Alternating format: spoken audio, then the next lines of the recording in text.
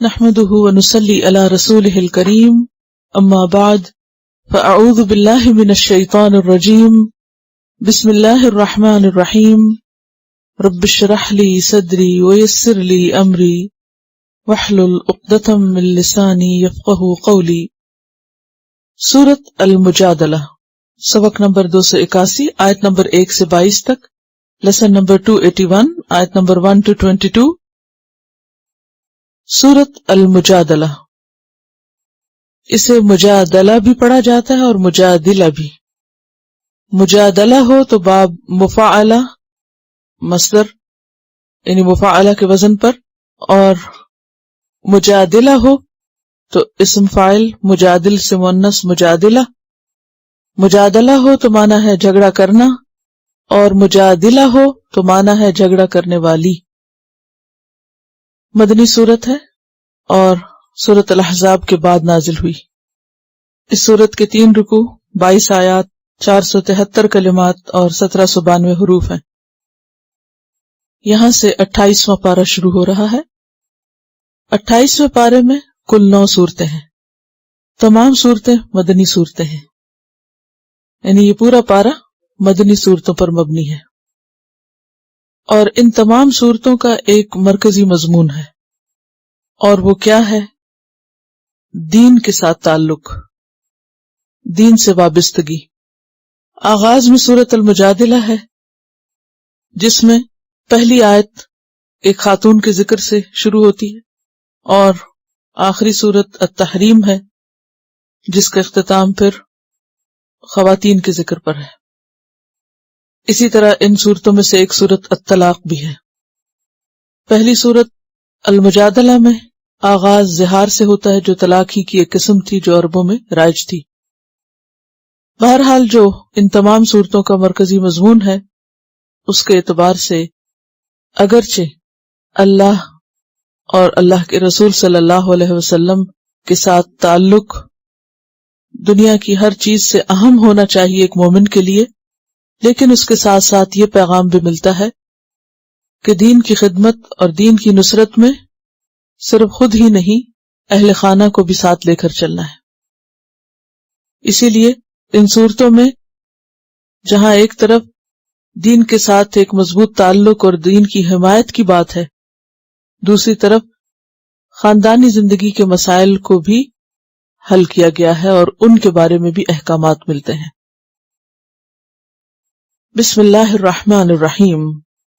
قد سمع اللہ قول التی تجادلک فی زوجہا۔ قد سمع اللہ، تحقیق سن لیا اللہ نے۔ قد جو ہے کلمہ تحقیق ہے، یعنی حقیقت میں یقیناً، لیکن یہاں تقریب کے معنی بھی دے رہا ہے، اور سمع فعل ماضی ہے، تو فعل ماضی پر جب قد آ گیا تو ماضی کا معنی حال بھی بن گیا۔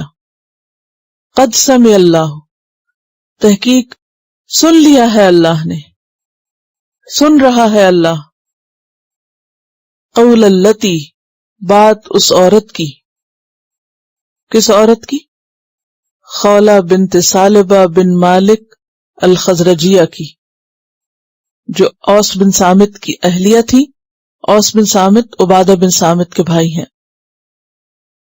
انصاری ہیں، مدنی ہیں، یعنی مدینہ کے رہنے والوں میں سے ہیں۔ قد سمع اللہ قول التی، تحقیق سن لیا اللہ نے اس عورت کی بات کو، تجادلک، جو جھگڑ رہی تھی تجھ سے۔ جادل یجادل مجادلہ، باب مفاعلہ سے دو لوگوں کا باہم تکرار کرنا، اور جدلہ کی بجائے جادلہ کیوں آیا؟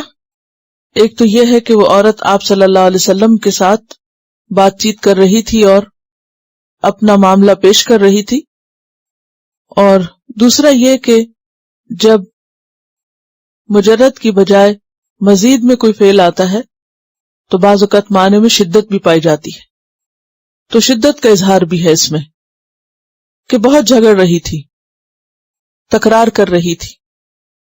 فی زوجہا، اپنے شوہر کے معاملے میں، یعنی اوس بن صامت کے معاملے میں۔ وتشتکی اور شکایت کر رہی تھی، الی اللہ اللہ کی طرف، اپنے غم و ہم کی، اپنی پریشانی کی، یعنی بات آپ سے کر رہی تھی لیکن فریاد اللہ سے کر رہی تھی کہ اللہ اس کی اس مشکل میں کوئی حکم نازل کر دے، فیصلہ فرما دے۔ واللہ اور اللہ یسمع سن رہا تھا یا سن رہا ہے، فعل مضارع، تحاورکما تم دونوں کی بات چیت، تحاور کا لفظ حور سے حیواور، اور تحاور کہتے ہیں باہم کلام میں ایک دوسرے کی طرف بات پلٹانا، یعنی ایک بات کرتا ہے پھر اس کے جواب میں دوسرا کرتا ہے، پھر پہلا کرتا ہے پھر دوسرا، تو یہ کلام میں جو الٹ پلٹ ہوتی ہے اس کو تحاور کہتے ہیں۔ اسی سے لفظ محاورہ نکلا ہے اور مراد ہے اس سے باہمی گفتگو۔ حوار کہتے ہیں ڈائلاگ کو بھی، سوال و جواب، یعنی وہ عورت اپنا مسئلہ بیان کر رہی تھی، آپ اس کو سمجھا رہے تھے، پھر وہ اپنا مسئلہ بیان کرتی، پھر آپ اس کو سمجھاتے، اس عمل کے لیے یہ لفظ آیا ہے تحاور۔ ان اللہ سمیع بصیر، بے شک اللہ سننے والا ہے، دیکھنے والا ہے۔ اس آیت کو سمجھنے کے لیے اس کا پس منظر جاننا ضروری ہے۔ اس کا پس منظر یہ ہے کہ دور جاہلیت میں یہ دستور تھا کہ جب میاں بیوی کی باہم لڑائی ہوتی تو خاوند غصے کی حالت میں اپنی بیوی کو یوں کہہ دیتا، انتی علیہ کظہر امی، انتی تم، علیہ مجھ پر، میرے لیے، کا مانند ظہری پیٹھ کے ہو، امی میری ماں کے، یعنی تو مجھ پر میری ماں کی پیٹھ کی طرح ہے، یعنی حرام ہے۔ تو شوہر کا ایسا کہنا دائمی طلاق یا طلاق بائن ہو جاتا، یعنی یہ صرف معمولی طلاق نہیں تھی بلکہ طلاق کی شدید قسم تھی، جس کے بعد میاں بیوی کے باہم مل بیٹھنے کی کوئی صورت نہیں ہوتی تھی۔ اس بارے میں اس سے پہلے سورۃ الاحزاب میں ایک آیت آ چکی تھی۔ سورۃ الاحزاب کی آیت نمبر 4 میں آتا ہے، وَمَا جَعَلَ أَزْوَاجَكُمُ اللَّائِي تُظَاهِرُونَ مِنْهُنَّ أُمَّهَاتِكُمْ، اور نہیں بنایا اللہ نے تمہاری ان بیویوں کو جن سے تم زہار کرتے ہو تمہاری مائیں، یعنی ابتدائی حکم آ چکا تھا۔ تو یہاں پر مزید وضاحت کے ساتھ اس واقعے کے بعد اس کو ایک قانون کا درجہ دے دیا گیا۔ اور واقعہ کیا تھا کہ حضرت خولہ بنت ثعلبہ اور ان کے شوہر اوس بن صامت کی باہم کوئی لڑائی ہوئی یا جھگڑا ہوا، جس میں ان کے شوہر کو غصہ آ گیا اور انہوں نے اپنی بیوی کو وہی الفاظ کہہ دیے جو دور جاہلیت میں کہے جاتے تھے۔ اب یہ تھا کہ چونکہ اس بارے میں کوئی واضح قانون موجود نہیں تھا، لہٰذا وہ خاتون بہت پریشان ہوئیں اور اللہ کے رسول صلی اللہ علیہ وسلم کے پاس حاضر ہوئیں اور کہنے لگیں کہ یا رسول اللہ صلی اللہ علیہ وسلم، میرے خاوند نے طلاق کا لفظ تو نہیں بولا، میں نے جوانی اس کے ہاں گزاری، اب بڑھاپا کس کے پاس گزاروں، میری اس سے اولاد بھی ہے، اگر میں اس سے دستبردار ہو جاؤں تو اولاد بے توجہی کی نظر ہو جائے گی، اور اگر اپنے پاس رکھوں تو ان کے اخراجات کہاں سے اٹھاؤں۔ وہ ساتھ ساتھ روتی جا رہی تھی اور یہ بھی کہہ رہی تھی کہ مجھے کوئی بہتر صورت بتائیے، اور یہ بھی کہ اللہ میرے حق میں کوئی بہتر صورت نازل فرما دے۔ تو اللہ نے اس عورت کا یہ غم اور غم بھری داستان سن لی، تو اللہ سبحانہ وتعالیٰ نے یہ ابتدائی آیات نازل کی۔ ابھی خاتون واپس جا ہی رہی تھی کہ آپ صلی اللہ علیہ وسلم پر وحی نازل ہو گئی، اور پھر تفصیل کے ساتھ یہ حکم بتا دیا گیا کہ زہار ایک نہایت غلط بات ہے اور ایک جھوٹی بات ہے اور اس کی کوئی حقیقت نہیں، اور ایسا کہنے سے طلاق واقع نہیں ہوتی۔ ہاں، کہنے والے کے اوپر ایک پینلٹی ڈالی جاتی ہے جس کی تفصیل اگلی آیات میں آپ پڑھیں گے۔ تو ہم دیکھتے ہیں کہ اس عورت کو جو آپ صلی اللہ علیہ وسلم کے پاس اپنا مسئلہ لے کر آئی تھی اور آپ کے پاس اس کا حل نہیں تھا، لیکن اللہ سبحانہ وتعالی نے اس کی درد بھری داستان سن لی اور اس کے حق میں فیصلہ دے دیا، اور اس کا گھر ٹوٹنے سے بچایا، تو اس سے پتہ یہ چلتا ہے کہ مرد ہو یا عورت، جو بھی اللہ کو پکارے، جو بھی اللہ کی طرف رجوع کرے اور سچے دل سے رجوع کرے، نیک نیتی کے ساتھ، اللہ اس کی بات سنتا ہے، اللہ اس کی بات سنتا ہے۔ الظلم ظلمات یوم القیامہ، اندھیرے ہیں ظلم، ظلم کرنے والے خود اپنے پاؤں پہ کلہاڑی مارتے ہیں۔ لہذا کسی بھی انسان کے ساتھ اختلاف ہو، اور خصوصاً گھر میں اگر اختلاف ہو، شوہر بیوی کا اختلاف ہو، تو اس کا حل اللہ کے تقوی میں ہے، اللہ سے ڈرنے میں ہے، اور انسان کوئی ایسی بات نہ کرے کہ جس سے دوسرے کی عزت پر حرف آئے۔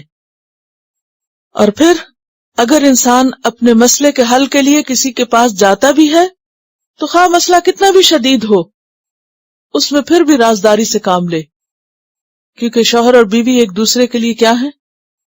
ہن لباس لکم وانتم لباس لہن، دونوں ایک دوسرے کا لباس ہو، ایک دوسرے کا پردہ ہو، اس پردے کو قائم رہنے دو، اسے سر عام مت کھولو۔ لہذا شوہر اور بیوی کے درمیان اختلاف ہو تو بچوں کے سامنے بھی آوازیں بلند نہیں کرنی چاہیے، کیونکہ اس سے بچوں کے دل میں بھی ماں باپ کی قدر و منزلت گھٹ جاتی ہے اور ان کی تربیت پر بھی غلط اثر پڑتا ہے۔ یعنی یہ تو ہو نہیں سکتا کہ دو لوگ آپس میں ساتھ رہیں اور وہ فرشتے ہوں کہ ایک دوسرے پر زیادتی نہ کریں۔ انسان ہے، بھول چوک ہوتی ہے، غفلت، کمی، کمزوری، سب کچھ انسان کے ساتھ ہے، لیکن اس کے ساتھ ساتھ اللہ کی حدود بھی ہیں، اخلاقیات بھی ہیں ہمارے دین میں، اور سب سے بڑھ کر تقویٰ ہے جو انسان کو اللہ کے قریب کرتا ہے۔ جب تقویٰ کسی کے اندر آ جائے تو پھر انسان مسائل کا حل زیادہ بہتر طور پر تلاش کر سکتا ہے۔ تو فرمایا قد سمع اللہ قول التی تجادلک فی زوجہا، اور یہ جو تجادل ہے اس میں اصرار بھی ہے اور اس میں اعتماد بھی ہے خود پر، یعنی پورے کانفیڈنس سے بات کرنا بھی ہے۔ تو قد سمع اللہ قول التی تجادلک فی زوجہا وتشتکی الی اللہ، مسئلہ آپ کے سامنے بیان کر رہی تھی اور فریاد اللہ سے کر رہی تھی۔ تو مسئلہ جب انسان کسی کے سامنے بیان کرے تو کبھی یہ نہ سوچے کہ اس کے پاس حل ہے، حل کسی کے پاس بھی نہیں ہوتا، حل صرف اللہ ہی کرتا ہے۔ لہذا صرف مسئلہ کہنے سے، بیان کرنے سے، یا کسی کے سامنے رکھنے سے، یا اپنی صفائی پیش کرنے سے مسائل نہیں حل ہوتے، اس کے لیے اللہ کی طرف رجوع کرنا ضروری ہوتا ہے۔ وَتَشْتَكِي إِلَى اللَّهِ وَاللَّهُ يَسْمَعُ تَحَاوُرَكُمَا، اور انسان کو اللہ سے دعا کرتے، فریاد کرتے، خاص طور پر اس بات کا یقین رکھنا چاہیے کہ اللہ سنتا ہے۔ وَقَالَ رَبُّكُمُ ادْعُونِي أَسْتَجِبْ لَكُمْ وَاللَّهُ يَسْمَعُ تَحَاوُرَكُمَا إِنَّ اللَّهَ سَمِيعٌ بَصِيرٌ، بے شک اللہ تعالی خوب سننے والا ہے، دیکھنے والا ہے۔ لہذا اس نے مسئلہ سن کر حل پیش کر دیا۔ کیا؟ الذین، وہ لوگ، یظاہرون، جو ظہار کرتے ہیں۔ یظاہرون کا لفظ بھی ظاہر سے ہے، اور ظاہر کہتے ہیں پیٹھ کو، پشت کو، اور ظہار ہے کسی مرد کا اپنی بیوی سے کہنا انت علیہ کظہر امی۔ الذین یظاہرون منکم، وہ لوگ جو تم میں سے ظہار کرتے، تم سے مراد یہاں اہل عرب ہے، کیونکہ اہل عرب میں ہی طریقہ رائج تھا، تو خاص طور پر ان کی طرف اشارہ کیا گیا۔ یظاہرون منکم، من نسائہم، اپنی بیویوں سے، اپنی عورتوں سے۔ ما ہن امہاتہم، نہیں ہے وہ ان کی مائیں، جن کو یہ ماں کہہ رہے ہیں وہ ماں نہیں ہے۔ ماں کے علاوہ کسی اور کو ماں کہنے سے وہ عورت ماں نہیں بن جایا کرتی، ماں ہی ماں ہوتی ہے۔ ان امہاتہم، نہیں ہے ان کی مائیں، الا اللہ، مگر وہ عورتیں، اللہ ای جمع ہے اللتی کی، ولدنہم، جنہوں نے ان کو جنم دیا۔ مائیں تو وہ ہیں جو جنم دیتی ہیں، اور اس کے علاوہ رضاعت میں بھی جو عورت دودھ پلائے وہ بھی ماں کے درجے میں آ جاتی ہے، کیونکہ ماں پیدا کرتی ہے تو وہ دودھ پلاتی ہے، اور دودھ پلانا بھی دراصل کیا ہے؟ ایک مماثل کام ہے ولادت کے. تو نہیں ہے ان کی مائیں مگر وہ جنہوں نے ان کو جنم دیا، پیدا کیا. وَإِنَّهُمْ اور بے شک وہ کون؟ زہار کرنے والے. لَيَقُولُونَ البتہ کہہ رہے ہیں، منکرن منکر قابل انکار، قبیح ناجائز، من القولی بات میں سے، وزورا اور جھوٹ. زہار کرنے والے بالکل ناجائز اور جھوٹی بات کہہ رہے ہیں کہ بیوی کو ماں کی طرح کہہ رہے ہیں. وَإِنَّ اللَّهَ اور بے شک اللہ تعالی لَعَفُوٌّ البتہ معاف فرمانے والا ہے، غفورٌ بخشش فرمانے والا ہے. کہ جب کوئی غصے میں ایسا کہہ دے تو فوراً نہیں پکڑتا، مہلت دیتا ہے اور پھر اپنے اس غلط قول سے نکلنے کی تدبیر بتاتا ہے. لہذا اس کا غفور الرحیم ہونا کیا ہے کہ اس نے کفارہ بتایا کہ اب کرو کہ آئندہ اس مشکل سے نکلو کیسے. یہاں پر ہم دیکھ رہے ہیں کہ زہار کو منکر اور زور کہا گیا ہے. زہار کرنے کو منکر ہر وہ بات جس کا عقل، شرع، طبیعت، فطرت انکار کرے، یعنی جو دل کو نہ لگے، عقل میں نہ آئے، دین اس کو ریکمینڈ نہ کرے، اور اسی طرح انسان کی طبیعت اور فطرت پر بھی بوجھل گزرے. اور زور کا لفظ جو ہے یہ زور سے ہے، زا واو رے. زور کہتے ہیں سینے کے اوپر کے حصے کی خمیدگی یا کجی. سینے کا جو اوپر کا حصہ ہے اس میں جو ٹیڑھا پن ہوتا ہے اس کے لیے یہ لفظ آتا ہے. اور زاورہ کا معنی ہوتا ہے سیدھی راہ سے ایک طرف ہو کر نکلنا. اب ذرا سا امیجن کریں، سینے کی کجی اور سیدھی راہ پہ چلتے چلتے اگر آپ کسی چیز کو اوائڈ کرنا چاہیں تو آپ کیا کرتے ہیں؟ ذرا سا سائڈ سے ہو کے پھر سیدھا جاتے ہیں. تو یہ جو خم ہے یہ زور کہلاتا ہے. ٹھیک ہے، یعنی یہ ٹیڑھی بات ہے، جھوٹی بات ہے، غلط بات ہے، حق سے نکلی ہوئی بات ہے. وَإِنَّهُمْ لَيَقُولُونَ مُنْكَرًا مِنَ الْقَوْلِ وَزُورًا مِنَ الْقَوْلِ تھا اصل میں، کہ بات جھوٹی بھی ہے اور ناپسندیدہ بھی ہے. وَإِنَّ اللَّهَ لَعَفُوٌّ غَفُورٌ اور بے شک اللہ تعالیٰ معاف کرنے والا، بخشش فرمانے والا ہے.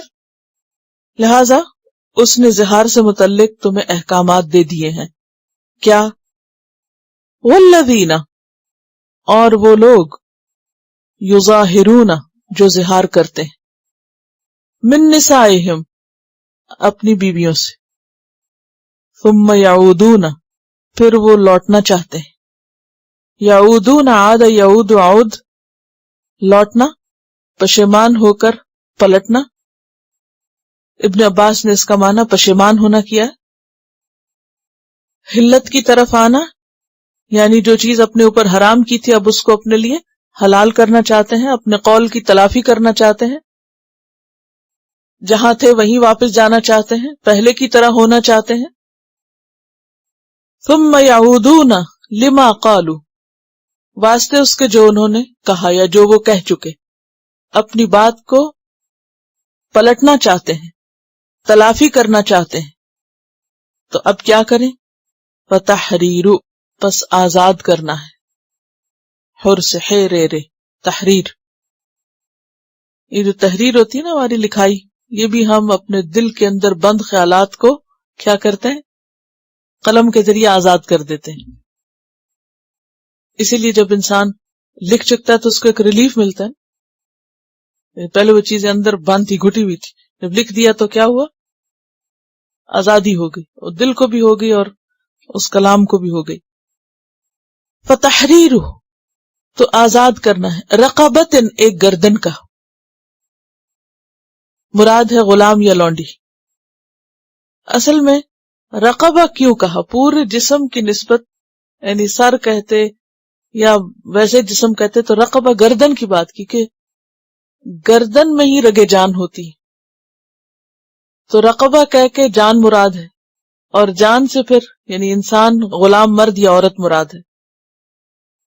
تو یہ ایکسپریشن عام طور پر غلاموں کے لیے ملتا ہے. اور ویسے بھی جب کسی کو غلام بنانا ہوتا ہے تو ایک طرح سے اس کی گردن ہی جکڑی جاتی ہے، جیسے جانوروں کی گردن میں پٹا ڈالتے ہیں ان کو پکڑنے کے لیے، قید کرنے کے لیے، روکنے کے لیے. تو اسی طرح غلاموں کو بھی ایک طرح سے روک لیا جاتا ہے، یعنی ان کی گردن پکڑی ہوئی ہوتی ہے. اور ویسے بھی آپ دیکھیں پورے جسم کی نسبت اگر کوئی کسی کی گردن پہ ہاتھ ڈال دے اور گردن اس کے قابو میں آ جائے جیسے چھوٹے بچوں کی، تو اس میں ہوتا ہے کہ وہ ادھر ادھر مڑ نہیں سکتے، پوری طرح کنٹرول میں آ جاتے.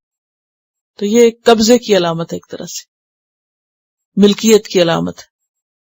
فتحریر رقبۃ، تو آزاد کرنا ہے گردن کا، من قبل، اس سے پہلے، کس سے پہلے، ان یتماسا، کہ وہ ایک دوسرے کو مس کریں، ٹچ کریں. مس کہتے ہیں جسم کے کسی حصے کے ساتھ کسی چیز کا لگنا، یعنی شوہر اپنی بیوی کے جسم کو چھوئے. اس میں امام ابو حنیفہ کہتے ہیں کہ اس سے مراد صرف جسم کو ہاتھ لگانا بھی ہے یا شہوت کے نظر سے دیکھنا ہے. لیکن مالک، احمد اور امام شافعی کہتے ہیں کہ اس سے مراد جماع ہے. یہ تماسا یعنی ایک دوسرے کے ساتھ جسمانی تعلق قائم کریں. ذالکم، یہ بات، توعظون بہ، تم نصیحت کیے جا رہے ہو اس کے ساتھ، یعنی تمہیں اس بات کی تلقین کی جا رہی ہے کیا کہ جب تک تم کفارہ نہ دے دو اس وقت تک تم دوبارہ سے شوہر بیوی والے تعلقات قائم نہیں کر سکتے.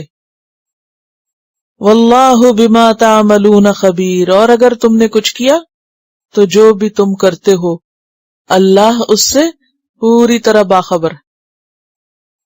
دوسروں سے چھپ سکتے ہو، کسی اور کو پتا نہ بھی ہو، لیکن اللہ سب جانتا ہے جو بھی تم کر رہے ہوتے ہو. تو یہاں پر کیا پتا چلا کہ بعض اوقات صرف ایک جملہ، ایک بات، ایک لفظ زبان سے نکالنے پر بہت بڑی پکڑ ہو جاتی، اور ان شدید الفاظ میں سے ایک زہار کا اظہار کرنا ہے. ایک جملہ بولنے سے مرد کے اوپر کیا آ گیا کہ وہ اب دوبارہ بیوی کو بیوی کی طرح نہیں ٹریٹ کر سکتا جب تک کہ کفارہ نہ دے، گردن آزاد نہ کرے. آپ کو معلوم ہے کہ گردن آزاد کرنا اور کس گناہ میں ہے؟ قتل. اس سے آپ اندازہ لگائیں کہ بیوی کو ستانا کو معمولی گناہ نہیں ہے، اور پھر اگر وہ قانونی حد تک پہنچ گیا تو اس کا کفارہ بھی شدید ہے، بہت بڑا ہے. زہار کے بارے میں یہ بات یاد رکھیے کہ زہار سے اگرچہ طلاق واقع نہیں ہوتی، یعنی ایسا کرنے سے، کیونکہ ایک جھوٹی بات ہے، طلاق نہیں ہوتی، لیکن یہ گناہ کبیرہ ہے. کہ گناہ کبیرہ کی تعریف کیا ہے؟ کہ جس پر کوئی حد جاری ہو یا جس کا کوئی کفارہ یا اس پہ تحدید تنبیہ ہو. تو کفارے کے طور پر اس گناہ کی 3 سزائیں بتائی گئیں، اور یہ سزا بیوی پر نہیں ہے، جھگڑا دونوں میں ہوتا ہے. بیوی بھی سبب بن رہی ہوتی ہے بعض اوقات شوہر کو غصہ دلانے کی، لیکن چونکہ بولتا شوہر ہے لہذا سزا شوہر پہ پڑتی ہے، بیوی پہ کوئی کفارہ نہیں. جو کچھ دینا ہے شوہر ہی کو دینا ہے. اور پھر اس میں یہ ہے کہ دینے میں سب سے پہلی بات گردن کی آزادی، اور اگر یہ ممکن نہ ہو تو پھر کیا کرے؟ فَمَن لَّمْ يَجِدْ، جو کوئی نہ پائے، فَصِيَامُ شَهْرَيْنِ مُتَتَابِعَيْنِ، تو روزے رکھنا ہے، شہرین 2 ماہ کے، متتابعین مسلسل، کنزیکٹیولی. یعنی جس کے پاس مال نہیں، غلام آزاد نہیں کر سکتا، وہ کیا کرے؟ 2 مہینے روزے رکھے. من قبل ان یتماسا، اور یہ روزے بھی کب رکھے؟ بیوی کو ہاتھ لگانے سے پہلے، یعنی اس وقت تک وہ بیوی کے ساتھ تعلق نہیں قائم کر سکتا جب تک کہ کفارہ ادا نہ کر دے۔ فَمَن لَّمْ يَسْتَطِعْ، پھر جو کوئی نہ استطاعت رکھتا ہو، کس چیز کی؟ روزے رکھنے کی۔ اب مثلا وہ بہت ہی بوڑھا انسان ہے، یا یہ کہ وہ بیمار ہے اور ایسی بیماری ہے کہ روزہ رکھ ہی نہیں سکتا، یا پھر یہ ہے کہ اس کے اندر کوئی ایسی کمزوری ہے کہ جو اسے روزہ رکھنے میں مانع ہے، یا اس کا کام ایسا ہے، بعض کام ایسے ہوتے ہیں نا مردوں کے کہ جس میں فرض روزے بھی رکھنے بہت مشکل ہوتے ہیں، تو کہاں یہ کہ وہ اس طرح کا کفارہ ادا کرنے کے لیے 2 ماہ روزے رکھیں۔ تو اس صورت میں اللہ سبحانہ وتعالیٰ نے چونکہ عفو غفور ہے، ایک تیسری صورت بھی رکھی، اور وہ کیا ہے؟ فَإِطْعَامُ 60 مِسْكِينًا، کھانا کھلانا ہے 60 مسکینوں کا۔ اب 60 الگ الگ مسکینوں کو کھلایا جائے یا ایک مسکین کو 60 دنوں کا غلہ دے دیا جائے، یہ دونوں صورتیں جائز ہیں۔ اصل ہے 60 کھانے، چاہے 60 دن دیتے رہے، چاہے ایک ہی دن سارے دے دے، چاہے ایک کو 60 دے دے، چاہے 60 کو ایک ایک کر کے دے دے۔ اور یہ کھانا کتنا ہوگا؟ جتنا فطرانہ ہوتا ہے، یعنی 2 وقت کا پیٹ بھر کے کھانا کھلانا۔ یا تو کھانا دے دیں یا کھانے کی قیمت بھی دی جا سکتی ہے اس غریب مسکین کو۔ اور غلام کے نہ ہونے کی کیا وجہ ہو سکتی؟ کسی کے پاس پیسے ہی نہیں ہے غلام خریدنے کے، یا یہ کہ اس کے پاس غلام ہے ہی نہیں، یا یہ کہ غلام ملتے ہی نہیں، تو ایسی صورت میں پھر دوسرے درجے پہ آئے گا، اور اگر دوسرا نہ کر سکے تو تیسرے پہ آئے گا۔ جو روزے رکھتا ہوگا اس کو روزے ہی رکھنے ہوگی، اور جو وہ نہ رکھ سکے تو اس کے لیے تیسرا درجہ ہے۔ ذالک، یہ حکم کون سا؟ کفارے کا۔ کس لیے ہے؟ لتؤمنوا باللہ، تاکہ تم ایمان لاؤ اللہ پر، ورسولہ، اور اس کے رسول پر۔ اللہ اور اس کے رسول پر ایمان لاؤ۔ پہلے ہی مومن ہے تبھی تو کفارہ دیں گے، غیر مسلم کے لیے تو کفارہ نہیں ہے، وہ تو جو چاہے کرے۔ تو پھر یہ کون سا ایمان ہے؟ گناہ کرتے وقت انسان کا ایمان کمزور ہو جاتا ہے، یا بعض گناہ ایسے ہیں کہ ایمان رخصت ہو جاتا ہے، تو اس صورت میں تجدید ایمان کی ضرورت ہوتی۔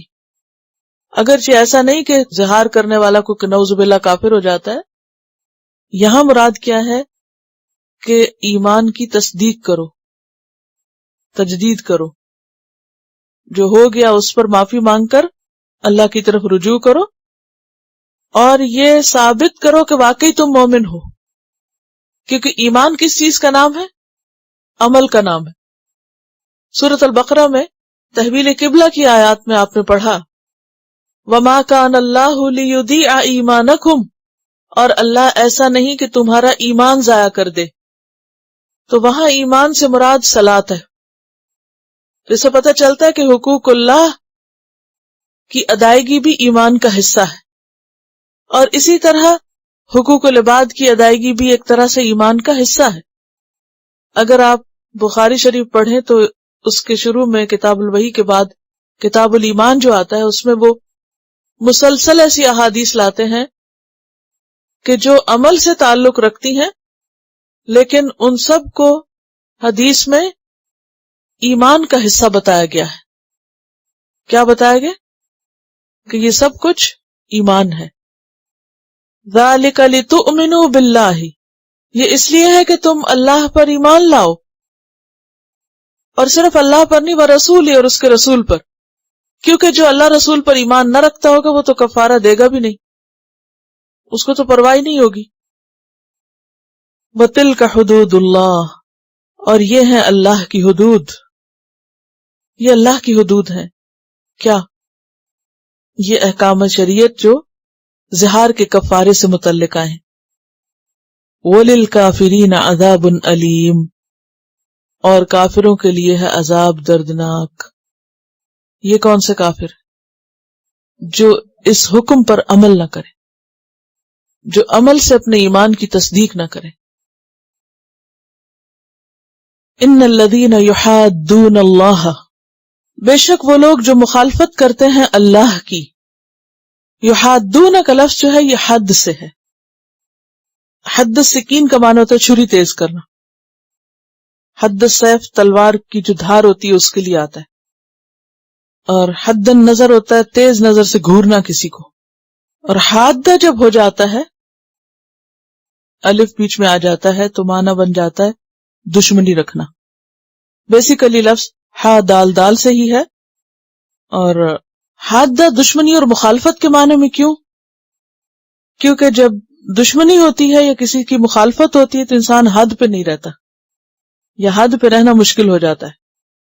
تو پھر یحادون کا معنی مخالفت یا دشمنی کیا گیا.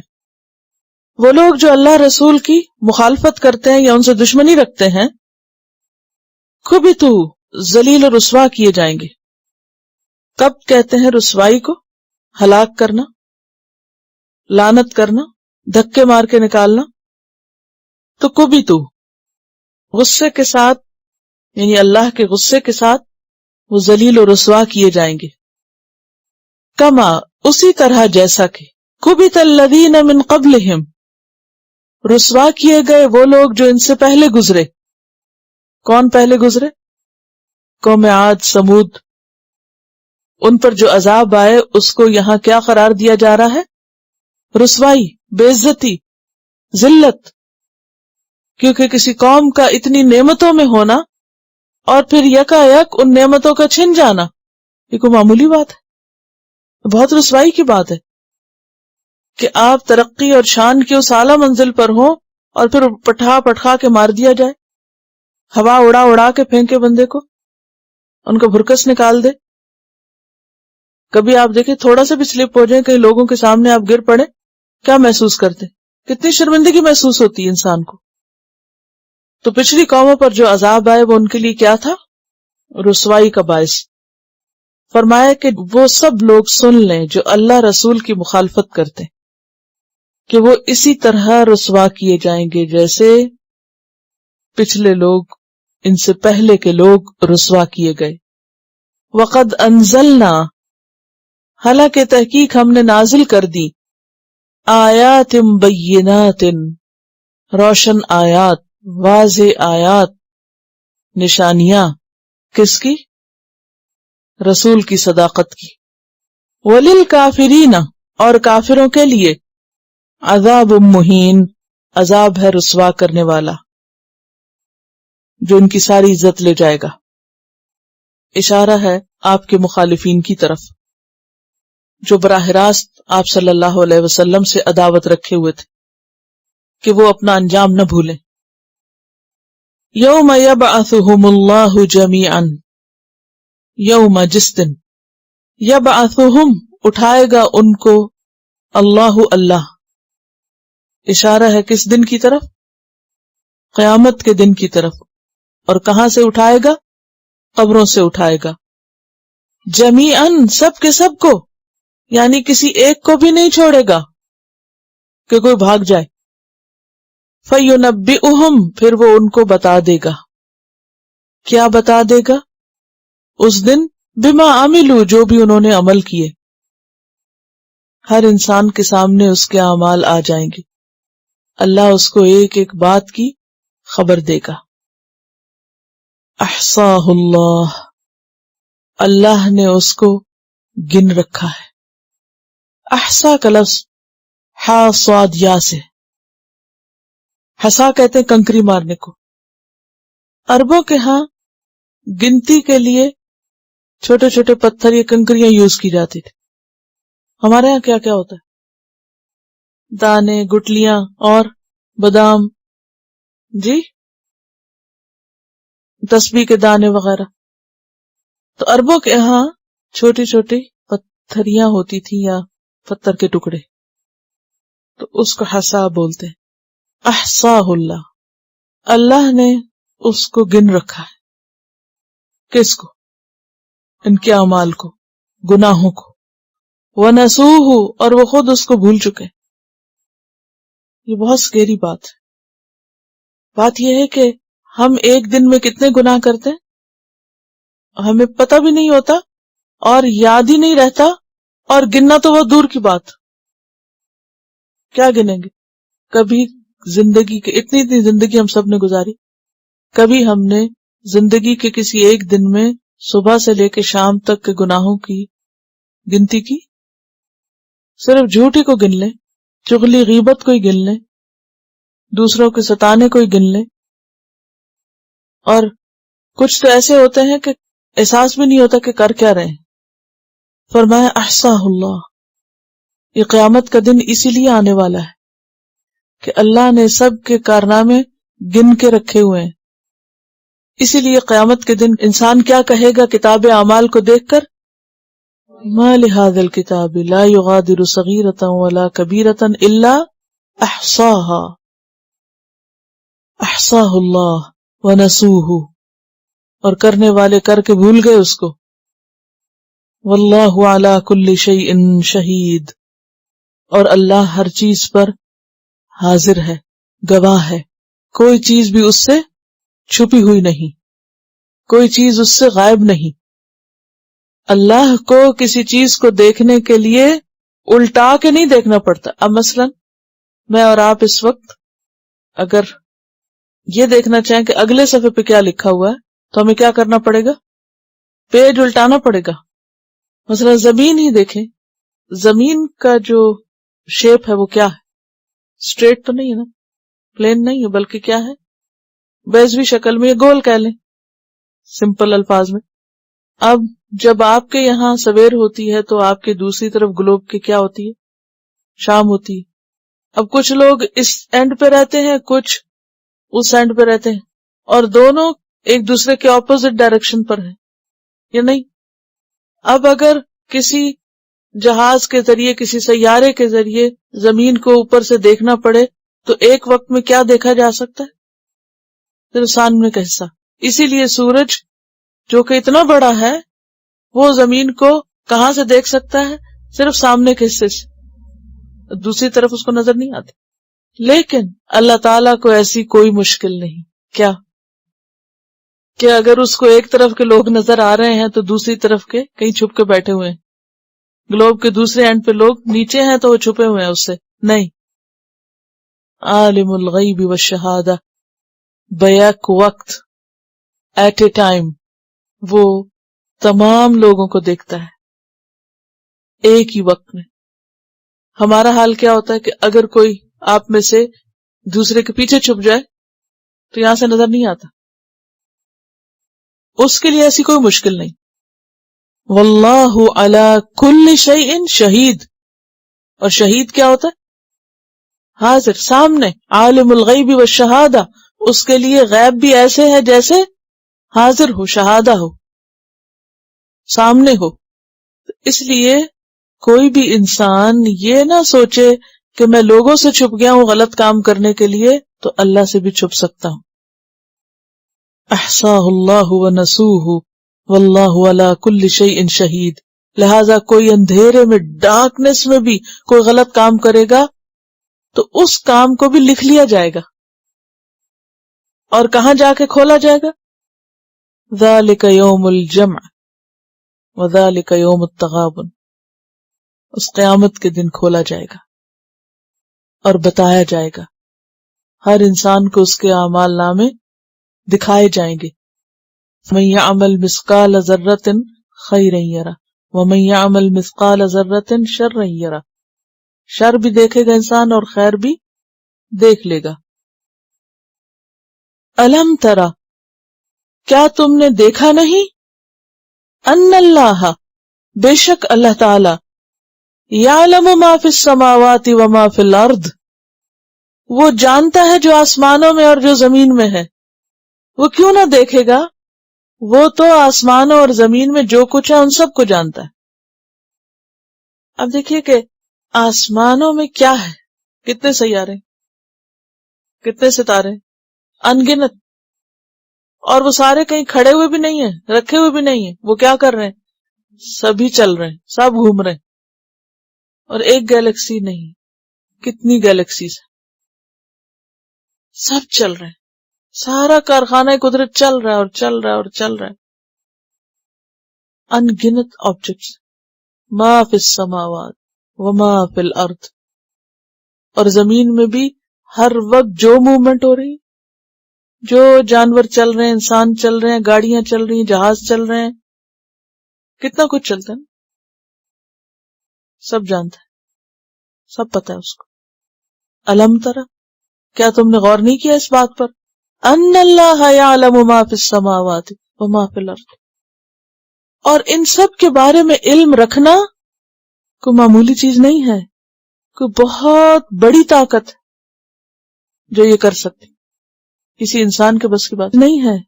ایک انسان تو کیا، ساری دنیا کے انسان بھی اکٹھے ہو جائیں تو یہ سب کچھ نہیں دیکھ سکتے، ساری زمین کو نہیں دیکھ سکتے، ابھی تک پوری زمین کا احاطہ نہیں انسان کر سکا، کہاں یہ کہ وہ آسمانوں کا احاطہ کرے گا، اس کو تو پتہ ہی نہیں، خبر ہی نہیں. تو اس سے کیا بات پتہ چلتی ہے کہ انسان اللہ کے کنٹرول میں ہے، اس کی قدرت سے باہر نہیں ہے، اس کی نگرانی میں ہے. اگر گیلیکسیز اللہ کی نگرانی میں کام کر رہی ہیں، ستارے اللہ کی نگرانی میں چل رہے ہیں، تو کیا انسان نگرانی کے بغیر ہے، جو چاہے کرتا پھرے؟ وہ اس کی نگرانی سے بھاگ سکتا ہے، کہیں بھی آؤٹ ہو سکتا ہے؟ یا معاشر الجن والانس ان استطعتم ان تنفذوا من اقطار السماوات والارض فانفذوا لا تنفذون الا بسلطان.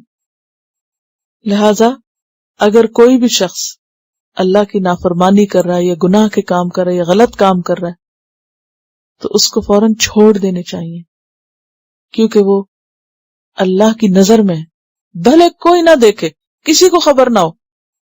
اور پھر وہ اپنے علم کی مزید وسعت بتانے کے لیے کیا فرماتا ہے، ما یکون من نجوا ثلاثۃ، نہیں ہوتی کوئی سرگوشی راز کی بات، ثلاثۃ، تین لوگوں کے درمیان، کیونکہ دو کو تو سرگوشی کی ضرورت نہیں ہوتی نا، سرگوشی کم سے کم کب ہوتی ہے، جب تین کا مجمع ہو. الا هو رابعهم، مگر وہ چوتھا ان کا اللہ ہوتا ہے، چوتھا وہ ہوتا ہے. ولا خمسۃ، اور نہ پانچ لوگ، الا هو سادسهم، مگر چھٹا ان کا وہ ہوتا ہے. وہ پانچ نہیں ہوتے، چھ ہوتے ہیں، وہ تین نہیں ہوتے، چار ہوتے ہیں. ولا ادنی من ذلک، اور نہ اس سے کم تر. کس سے کم؟ پانچ سے کم کتنے ہوئے؟ چار. اور ثلاثہ سے کم کتنے ہوئے؟ دو. ولا اکثر، اور نہ اس سے زیادہ، زیادہ کو تو پھر جہاں تک مرضی لے جائیں. الا هو معهم، مگر وہ ان کے ساتھ ہوتا ہے. اور یہ معیت کون سی معیت ہے؟ علم کے ساتھ ہوتا ہے، فزیکلی ساتھ نہیں ہوتا، اپنے علم کے ساتھ ہوتا ہے ان کے. یہ ایسے ہی ہے جیسے سورۃ النحل 128 میں کہا، ان اللہ مع الذین اتقوا والذین هم محسنون. تو اینما کانوا، جہاں بھی وہ ہوں، خلوت میں، جلوت میں، کسی غار میں، پہاڑ میں، زمین کے نیچے، کسی بیسمنٹ میں، اس سے بھی نیچے کسی اور منزل پہ، کسی پانی میں، کسی سب مرین میں، کسی پیراشوٹ میں، کسی جہاز میں، کسی راکٹ میں، کسی درخت کے اندر چھپ کے بیٹھے ہوں، کہیں ہو، کہیں بھی، ہوا معہم اینما کانوا، وہ ان کے ساتھ جہاں بھی ہوں. کہاں چھپیں گے؟ ایسے میں اگر کوئی شخص اللہ کے خلاف، رسول کے خلاف، دین کے خلاف، حق کے خلاف، دین والوں کے خلاف کوئی سازشیں کرے، کوئی سرگوشیاں کرے، کوئی ساز باز کرے، وہ مسلسل نگرانی کرتا، وہ دیکھ رہا ہوتا ہے. کر کیا رہے؟ کس سے چھپ رہے؟ کس کے خلاف کر رہے؟ جو دیکھ رہا ہے. ثم ينبئهم، پھر وہ ان کو بتائے گا، بما عملوا، جو بھی انہوں نے عمل کیے. کب؟ یوم القیامہ، قیامت کے دن. ان اللہ بکل شیء علیم، بے شک اللہ ہر چیز کا علم رکھتا ہے. تو ہمیں بھی کیا یاد رکھنا چاہیے کہ هو الاول والآخر والظاہر والباطن وهو بکل شیء علیم، ہر چیز جانتا ہے. اور یہ بات کبھی نہ بھولے کہ میں مسلسل اس کی نگرانی میں ہوں، میں خدا کی نگرانی میں، میں خدا کی نگرانی میں. یہ جملہ الگ طور پر لکھ لیں اپنے پاس اور اسے دہرایا کریں کہ میں خدا کی نگرانی میں ہوں. وہ دیکھ رہا ہے مجھے کہاں کیا ہوں، لوگوں کے بیچ میں کیا ہوں، لوگوں سے الگ ہٹ کے کیا ہوں، اپنے گھر میں کیا ہوں، محفل میں کیا ہوں، بازار میں کیا ہوں، کہاں کیا ہوں، کیا کر رہا ہوں. پرچہ امتحان کے وقت بھی وہ دیکھ رہا ہوتا ہے، چاہے ہم اکیلے گھر بیٹھ کے کر رہے ہوں یا کلاس روم میں کر رہے ہوں، چاہے کوئی استاد ہماری نگرانی کر رہا ہو یا نہ کر رہا ہو، وہ نگرانی کر رہا ہے، وہ دیکھ رہا ہے کون کیا کرتا ہے، کس کو دھوکہ دیتا ہے. بعض اوقات انسان نقل کیوں کرتا ہے؟ تاکہ اس کی بے عزتی نہ ہو. یہ بے عزتی کم ہے کہ اللہ دیکھ رہا ہے اور اللہ کی نگاہ میں وہ گر رہا ہے. کیا کمایا انسان نے اگر اللہ ہی کے ہاں اس کی کوئی قدر نہ رہی. ان اللہ بکل شیء علیم، بے شک اللہ ہر چیز کو جاننے والا ہے. الم ترى، کیا تم نے دیکھا نہیں. اب یہ جو انداز ہے، کیا تم نے دیکھا نہیں، کیا تم نے غور نہیں کیا، توجہ کرو، یعنی متوجہ کرنے کا انداز ہے. الی الذین، ان لوگوں کی طرف، نہو جو روکے گئے، کس سے، ان النجوی، سرگوشی کرنے سے. نجوہ کا لفظ نجوات سے ہے. نجوات کہتے ہیں اونچی جگہ کو جہاں ہر ایک کی رسائی نہیں ہوتی. تو سرگوشی بھی عام طور پر انسان راز کی باتوں کی کرتا ہے، اور راز کی باتیں ایسی ہوتی جس کو ہر شخص ایکسس نہیں کر سکتا، یعنی ہماری ریچ سے باہر ہوتی ہے نا. سرگوشی سننے سے ہماری جو فریکوینسی اس سے اوپر ہوتی ہے، سننے کی جو ہماری صلاحیت ہے اس سے بالا ہوتی ہے. ابو چیز کے لیے آتا ہے نجوہ، یعنی اوریجن جو لفظ کی ہے. الم تر الی الذین نہوا عن النجوی، کیا تم نے دیکھا نہیں ان لوگوں کو جنہیں نجوہ سے روکا گیا، جو مخلص اہل ایمان تھے، جن کا ظاہر باطن ایک تھا، جو دل کے سچے اور کھرے لوگ تھے، اور جن کے دلوں میں جو تھا وہی زبان پر تھا. تو ان کو تو اس کی ضرورت ہی نہیں پیش آتی تھی کہ خسر پسر کر کے باتیں کریں. جب آپ کسی کے خلاف ہی نہیں اور آپ کسی کو نقصان ہی نہیں کوئی دینا چاہتے، تو آپ کو کیوں ڈر لگے گا اونچی بات کرتے ہوئے یا ظاہر بات کرتے ہوئے. انسان زیادہ سرگوشیاں اسی وقت کرتا ہے کہ جب وہ کوئی سازش یا ساز باز یا کوئی ایسی حرکت کر رہا ہوتا ہے یا ایسی بات کر رہا ہوتا ہے کہ جو دوسروں کی مرضی کے خلاف ہوتی ہے یا دوسروں کے فائدے میں نہیں ہوتی. تو آغاز میں اہل ایمان کو اس سے منع کر دیا گیا تھا، کیونکہ یہ منافقین کی عادت تھی، اہل کتاب کی عادت تھی کہ وہ مسلمانوں کو ستانے کے لیے اور ان کو غمگین کرنے کے لیے آپس میں سرگوشیاں کرتے تھے.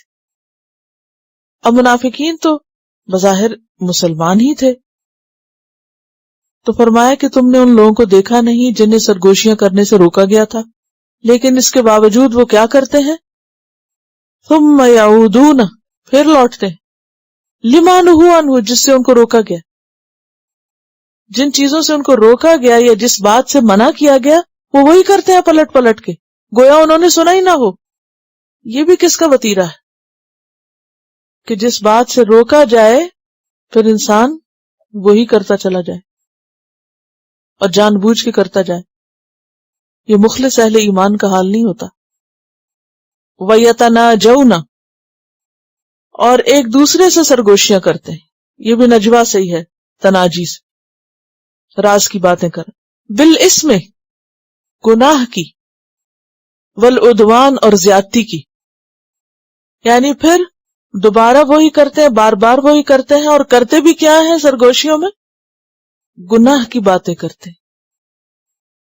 اسم جو ہے وہ ایسے گناہ کو کہتے ہیں کہ جو انسان جان بوجھ کے کرتا ہے، اور عدوان جو ہوتی ہے وہ زیادتی ہے جو دوسرے کے ساتھ کرتا ہے.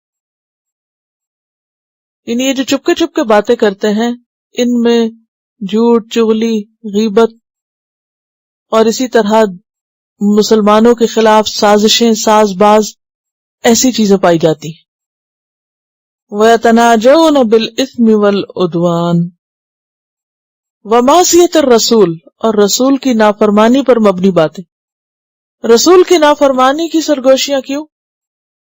کہ مثلاً اگر آپ کوئی حکم دیتے تو جنہوں نے ماننا ہوتا تو ان کو تو ضرورت ہی نہیں تھی پلٹ کے دوبارہ اس پہ بات کرنے کی. تو جنہوں نے نہ ماننا ہوتا وہ مجلس برخاست ہونے پر کیا کرتے؟ چپ کے باتیں کرتے کہ یہ جو انہوں نے کہا یہ ہمیں تو نہیں کرنا، ہمیں تو نہیں ماننا. لہذا وہ آپ کی نافرمانی پر ایک دوسرے کو تقویت پہنچاتے. وَإِذَا جَاءُوكَ، اور جب وہ آتے ہیں آپ کے پاس، حَيَّوْكَ، تو آپ کو سلام کرتے ہیں. یا زندگی کی دعا دینا، حیاک اللہ کہنا، اور پھر اس سے مراد سلام کرنا ہے. بِمَا لَمْ يُحَيِّكَ بِهِ اللَّهُ، ساتھ اس کے جو نہیں سلام کیا اللہ نے آپ کو، یعنی جو اللہ نے سلام نہیں سکھایا آپ کے لیے ویسا سلام آپ کو کرتے ہیں. کیا کہتے ہیں؟ السلام علیکم کی بجائے السلام علیکم، جس کا معنی کیا تھا؟ تم پر موت آئے. حضرت عائشہ فرماتی ہیں کہ ایک مرتبہ کچھ یہود آپ کے پاس آئے اور انہوں نے السلام علیکم یا ابو القاسم کہا، تو حضرت عائشہ سے نہ رہا گیا اور انہوں نے فوراً ہی کہا کہ وعلیکم السلام. آپ نے فرمایا عائشہ، اللہ تعالیٰ برے الفاظ اور سخت کلامی کو پسند نہیں کرتا. میں نے کہا کیا حضور نے سنا نہیں؟ انہوں نے آپ کو السلام نہیں کہا بلکہ السلام کہا ہے. آپ نے فرمایا کیا تم نے نہیں سنا کہ میں نے کہا وعلیکم؟ اور دوسری روایت میں آتا ہے حضرت عائشہ نے ان کے جواب میں فرمایا تھا علیکم السلام والنام واللعنۃ. تو آپ نے حضرت عائشہ کو روکتے ہوئے فرمایا کہ ہماری دعا ان کے حق میں قبول ہے اور ان کا ہم کو سنانا قبول نہیں، تو اس لیے فکر کی بات نہیں. تو اسی واقعے کی طرف اشارہ کیا کہ وہ جب آپ کے پاس آتے ہیں، یعنی جب آپ سے جاتے ہیں تو چپ کے سرگوشیاں کرتے ہیں یا آپ کی مجلس میں بیٹھ کے کرنے شروع ہو جاتے ہیں، اور جب آتے ہیں تو سلام بھی ڈھنگ سے نہیں کرتے، اس میں بھی ڈنڈی مارتے ہیں اور دعا کی بجائے بد دعا دیتے ہیں. وَيَقُولُونَ فِي أَنفُسِهِمْ، اور وہ کہتے ہیں اپنے دلوں میں لولا يعذبنا اللہ بما نقول، اللہ ہم کو پکڑتا کیوں نہیں، عذاب کیوں نہیں دیتا جو کچھ ہم کہہ رہے ہیں. اگر یہ پیغمبر سچے ہیں اور ہم اس کے خلاف سرگوشیاں کرتے ہیں چپ کے اور آپ کی مجلس میں آ کے آپ کو ایسی باتیں سناتے ہیں، تو اگر ہم واقعی غلط کر رہے ہیں تو ہم پر کوئی عذاب کیوں نہیں آ جاتا؟ فرمایا اگر دنیا میں تمہیں مہلت ملی ہوئی ہے عذاب نہیں آتا تو یاد رکھو کل کی پکڑ سے نہیں بچ سکو گے. حسبہم جہنم، کافی ہے ان کو جہنم، جہنم ہی ان کا علاج کرنے کے لیے کافی. پیچھے آیا نا ہی مولاکم، مولا کس کو کہتے ہیں؟ کارساز، کام بنانے والا، خیال رکھنے والا. اب یہ جہنم ہی تمہارا خیال رکھے گی، یہ تمہاری مولا ہے، یہ تمہاری مددگار ہے. اور یہاں پر کیا فرمایا؟ حسبہم جہنم یصلونہا، وہ اس میں داخل ہوں گے، وہ اس میں جلیں گے. فبئس المصیر، کتنا برا ہے ٹھکانہ جہنم کی شکل میں. یا ایھا الذین آمنوا، اے لوگو جو ایمان لائے ہو، اذا تناجیتم، جب تم سرگوشیاں کرو، فلا تتناجوا بالاثم والعدوان، تو نہ تم سرگوشیاں کرو گناہ اور زیادتی کے کاموں میں، یعنی جیسے منافقین کرتے ہیں تم ایسا نہ کرو. ومعصیت الرسول، اور رسول کی نافرمانی کے کام میں.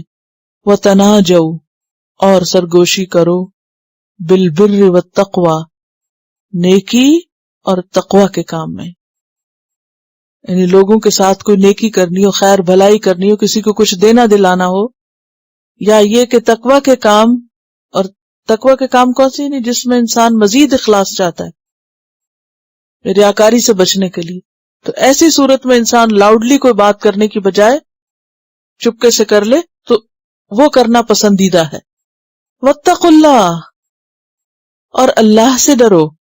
الذی الیہ تحشرون، وہ ذات جس کی طرف تم اکٹھے کیے جاؤ گے، سمیٹے جاؤ گے، یعنی قیامت کے دن جس کے پاس تمہیں لے جایا جائے گا اور تمہیں حساب دینا ہوگا. انما النجوى من الشیطان، نجوہ شیطانی کام ہے، شیطان کی طرف سے، یعنی سرگوشیاں کرنا ایک شیطانی فعل ہے جس کی طرف شیطان انسان کو مائل کرتا ہے۔ کیوں لوگوں کو اکساتا ہے سرگوشی کرنے پہ؟ لِيَحْزُنَ الَّذِينَ آمَنُوا، تاکہ غمگین ہو وہ لوگ جو ایمان لائے۔ ایمان والوں کو غمگین کرنے کے لیے، دکھی کرنے کے لیے وہ سرگوشیوں پر لوگوں کو مائل کرتا ہے، خوشنما بناتا ہے۔ وَلَيْسَ بِضَارِّهِمْ شَيْئًا إِلَّا بِإِذْنِ اللَّهِ، اور نہیں وہ ان کو نقصان پہنچانے والا کچھ بھی مگر اللہ کے اذن سے، یعنی مومنوں کو کسی کی سرگوشیوں سے نقصان نہیں پہنچ سکتا۔ عام طور پر بھی آپ دیکھیے کہ اگر کسی محفل میں کوئی سرگوشی کر رہا ہو تو باقی لوگ کیا سمجھتے ہیں کہ یہ شاید میرے خلاف کوئی بات کر رہا ہے، یعنی سرگوشی کو ہر شخص اپنے خلاف سمجھتا ہے۔ کوئی واقعہ ذہن میں لائے، کوئی سچویشن کہ جہاں دو لوگ چپ کے بات کر رہے ہوں اور آپ اچانک بھی داخل ہوں، آپ کا اس سے کوئی تعلق ہی نہ ہو، تو شیطان دل میں کیا ڈالتا ہے؟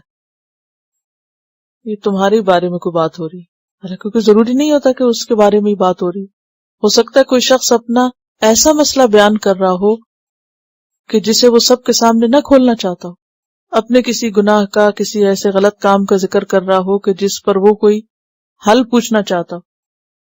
اب مثلاً یہ خاتون جب آپ صلی اللہ علیہ وسلم کے پاس گئی ہیں مسئلہ پوچھنے کے لیے، تو حضرت عائشہ کیا کہتی ہیں کہ وہ ایک طرح سے آہستہ آہستہ بات کر رہی تھی، کیونکہ شوہر بیوی کا جھگڑا ہے یا کوئی اور گھریلو معاملہ ہے جس کو انسان ساری دنیا کے سامنے نہیں کھولنا چاہتا، اور سب کے سننے میں اس میں کوئی بھلائی بھی نہیں، اور وہ چپکے چپکے اگر کسی سے بات کرتا ہے تو ایسے میں دوسروں کو اسے اپنے خلاف نہیں سمجھنا چاہیے۔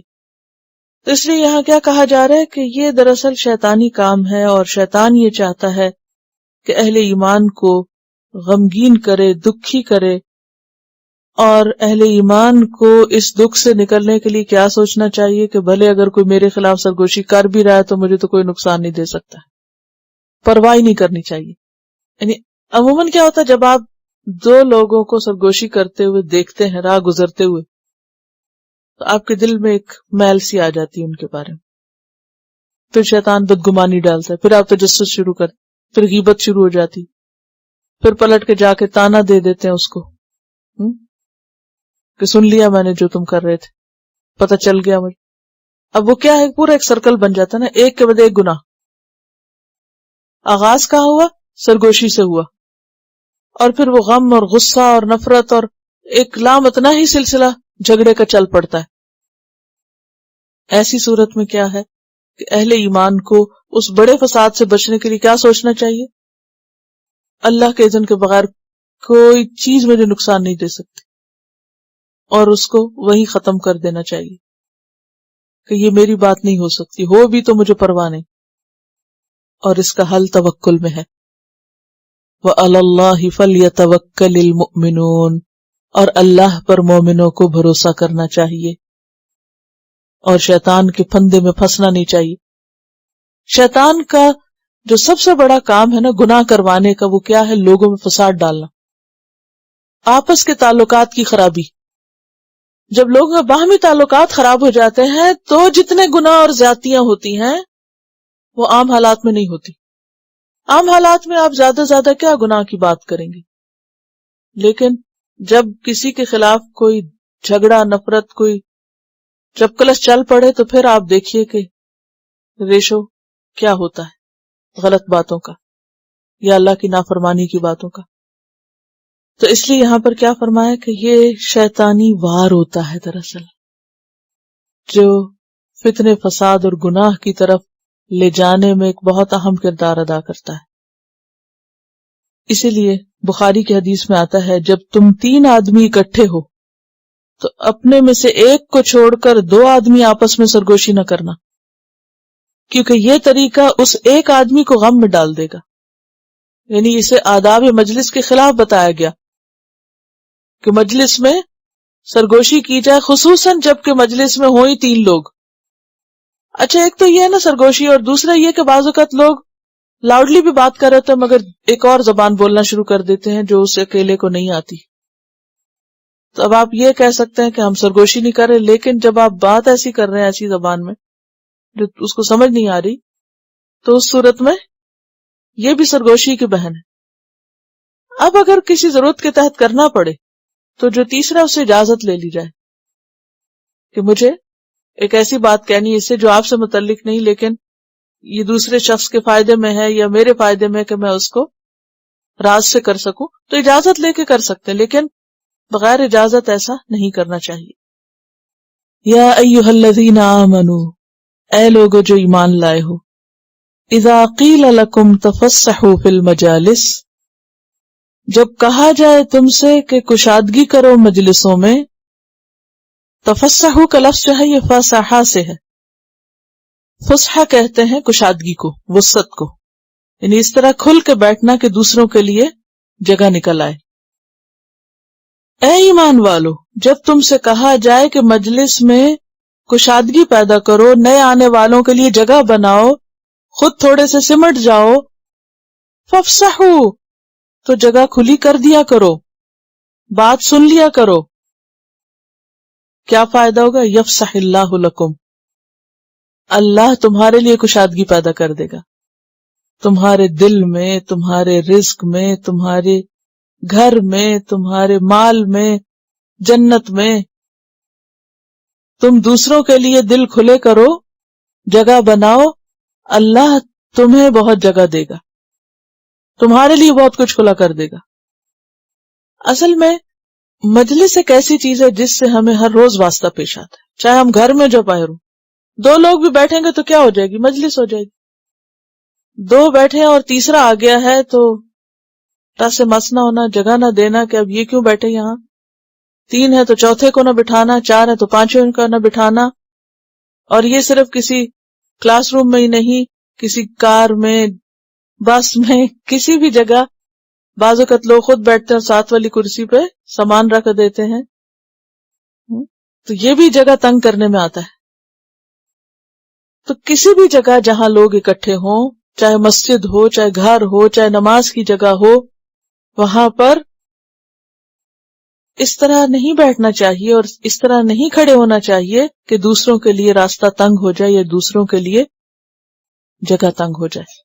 تفسحوا فی المجالس، دوسروں کا لحاظ رکھو، دوسروں کا خیال رکھو، اور جب آپ دوسروں کا خیال رکھیں گے تو دوسرے بھی آپ کا خیال رکھیں گے. جب آپ دوسروں کے لیے جگہ بنائیں گے تو دوسرے آپ کو اپنے دل میں جگہ دیں گے، اور اگر آپ دوسروں کو جگہ نہیں دیتے تو نتیجہ اس کے برعکس ہو جائے گا اور یہیں سے جھگڑا شروع ہو جائے گا. تو اس لیے احادیث میں بھی خاص طور پر اس کی تلقین کی گئی، یعنی آداب مجلس بتائے گئے. اور انہی آداب میں سے ایک اور ادب کیا ہے؟ وَإِذَا قِيلَ انشُزُوا، جب کہا جائے اٹھ کھڑے ہو، یہاں سے اٹھ جاؤ، یہ رستہ چھوڑ دو. نشزہ کا معنی ہوتا ہے بلند ہونا، بیٹھے آدمی کا اٹھ کے کھڑے ہونا، اسی سے نشوز ہے. فَانشُزُوا، تو اٹھ جایا کرو. جب کہا جائے کہ یہاں سے ہٹ جاؤ، اٹھ جاؤ، کھڑے ہو جاؤ، جگہ دے دو، تو دے دیا کرو. اس سے تمہاری کوئی بے عزتی نہیں ہوتی، تمہاری شان کم نہیں ہوتی، کیونکہ لوگ اس کو اپنی شان کے خلاف سمجھتے ہیں کہ مجھے کیوں اٹھایا گیا، مجھے کیوں کہا جا رہا ہے کہ تم یہاں سے ہٹ جاؤ، میں ہی کیوں، کوئی اور کیوں نہیں.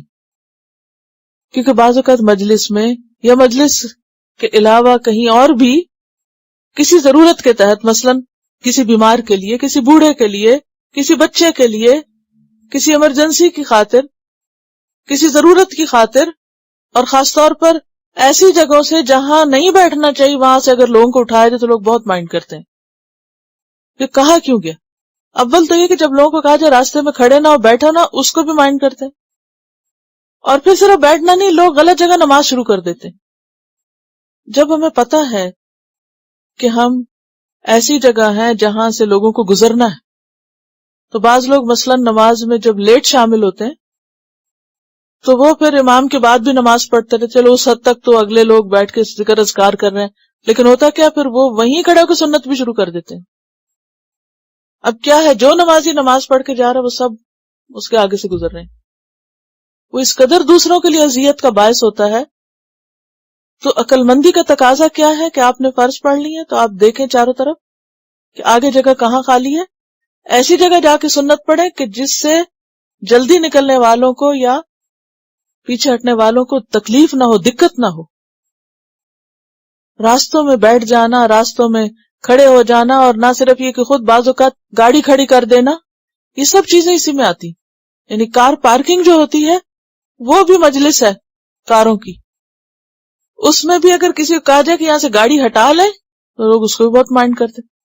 ویسے ہر جگہ قانون کی پابندی کریں گے. مسجد جائیں یا کسی اسلامک کنگریگیشن میں تو وہاں اسلام ہی کا اصول بھول جائے گا.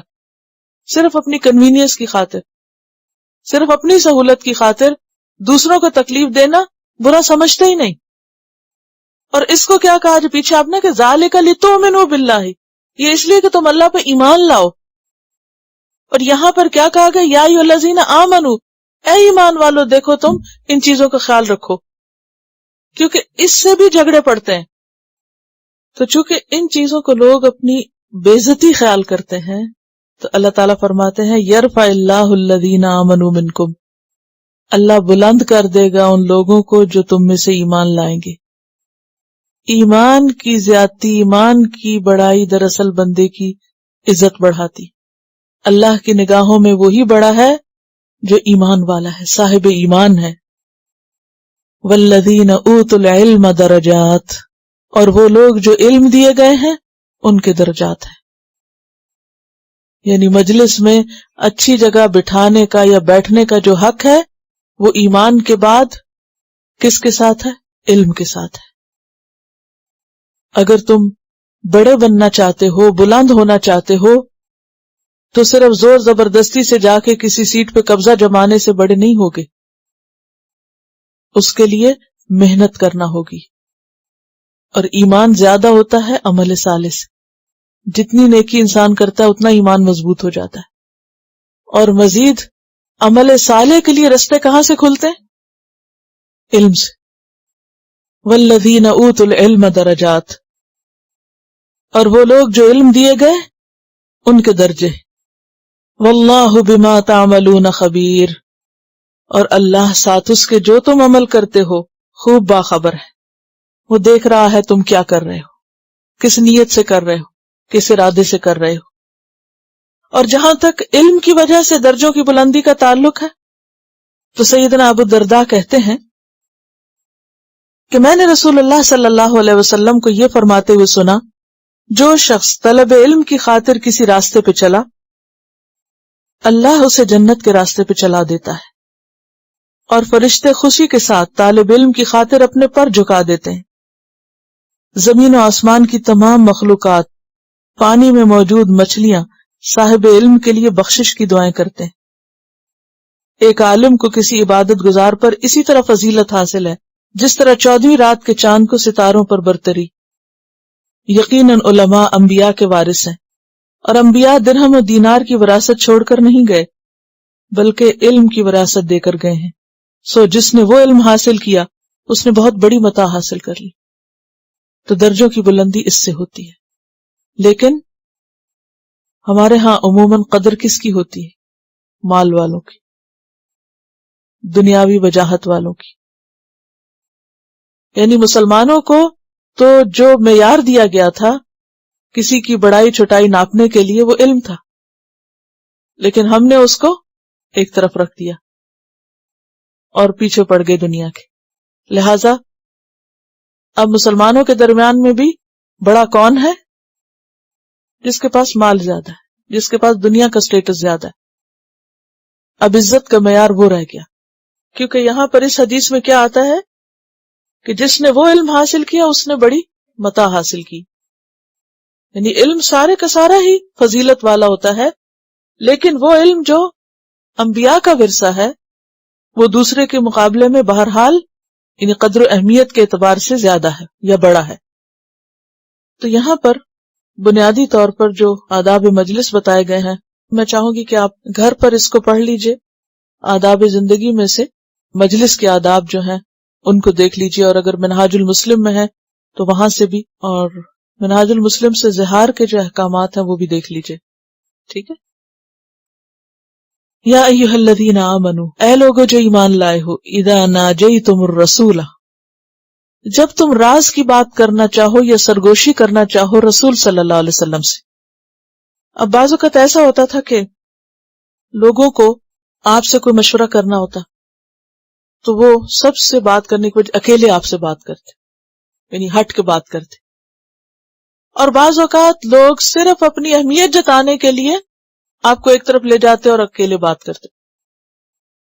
اب آپ ایک ہیں اور لوگ بہت سے ہیں، آپ کس کس کی بات سنیں؟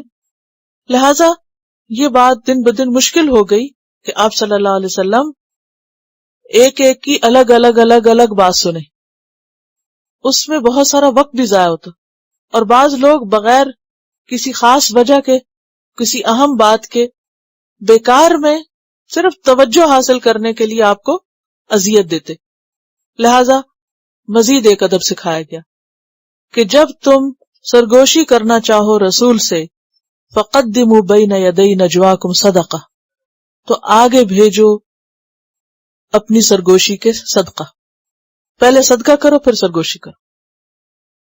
ایک طرح سے کنسلٹنسی کی فیس رکھ دی گئی،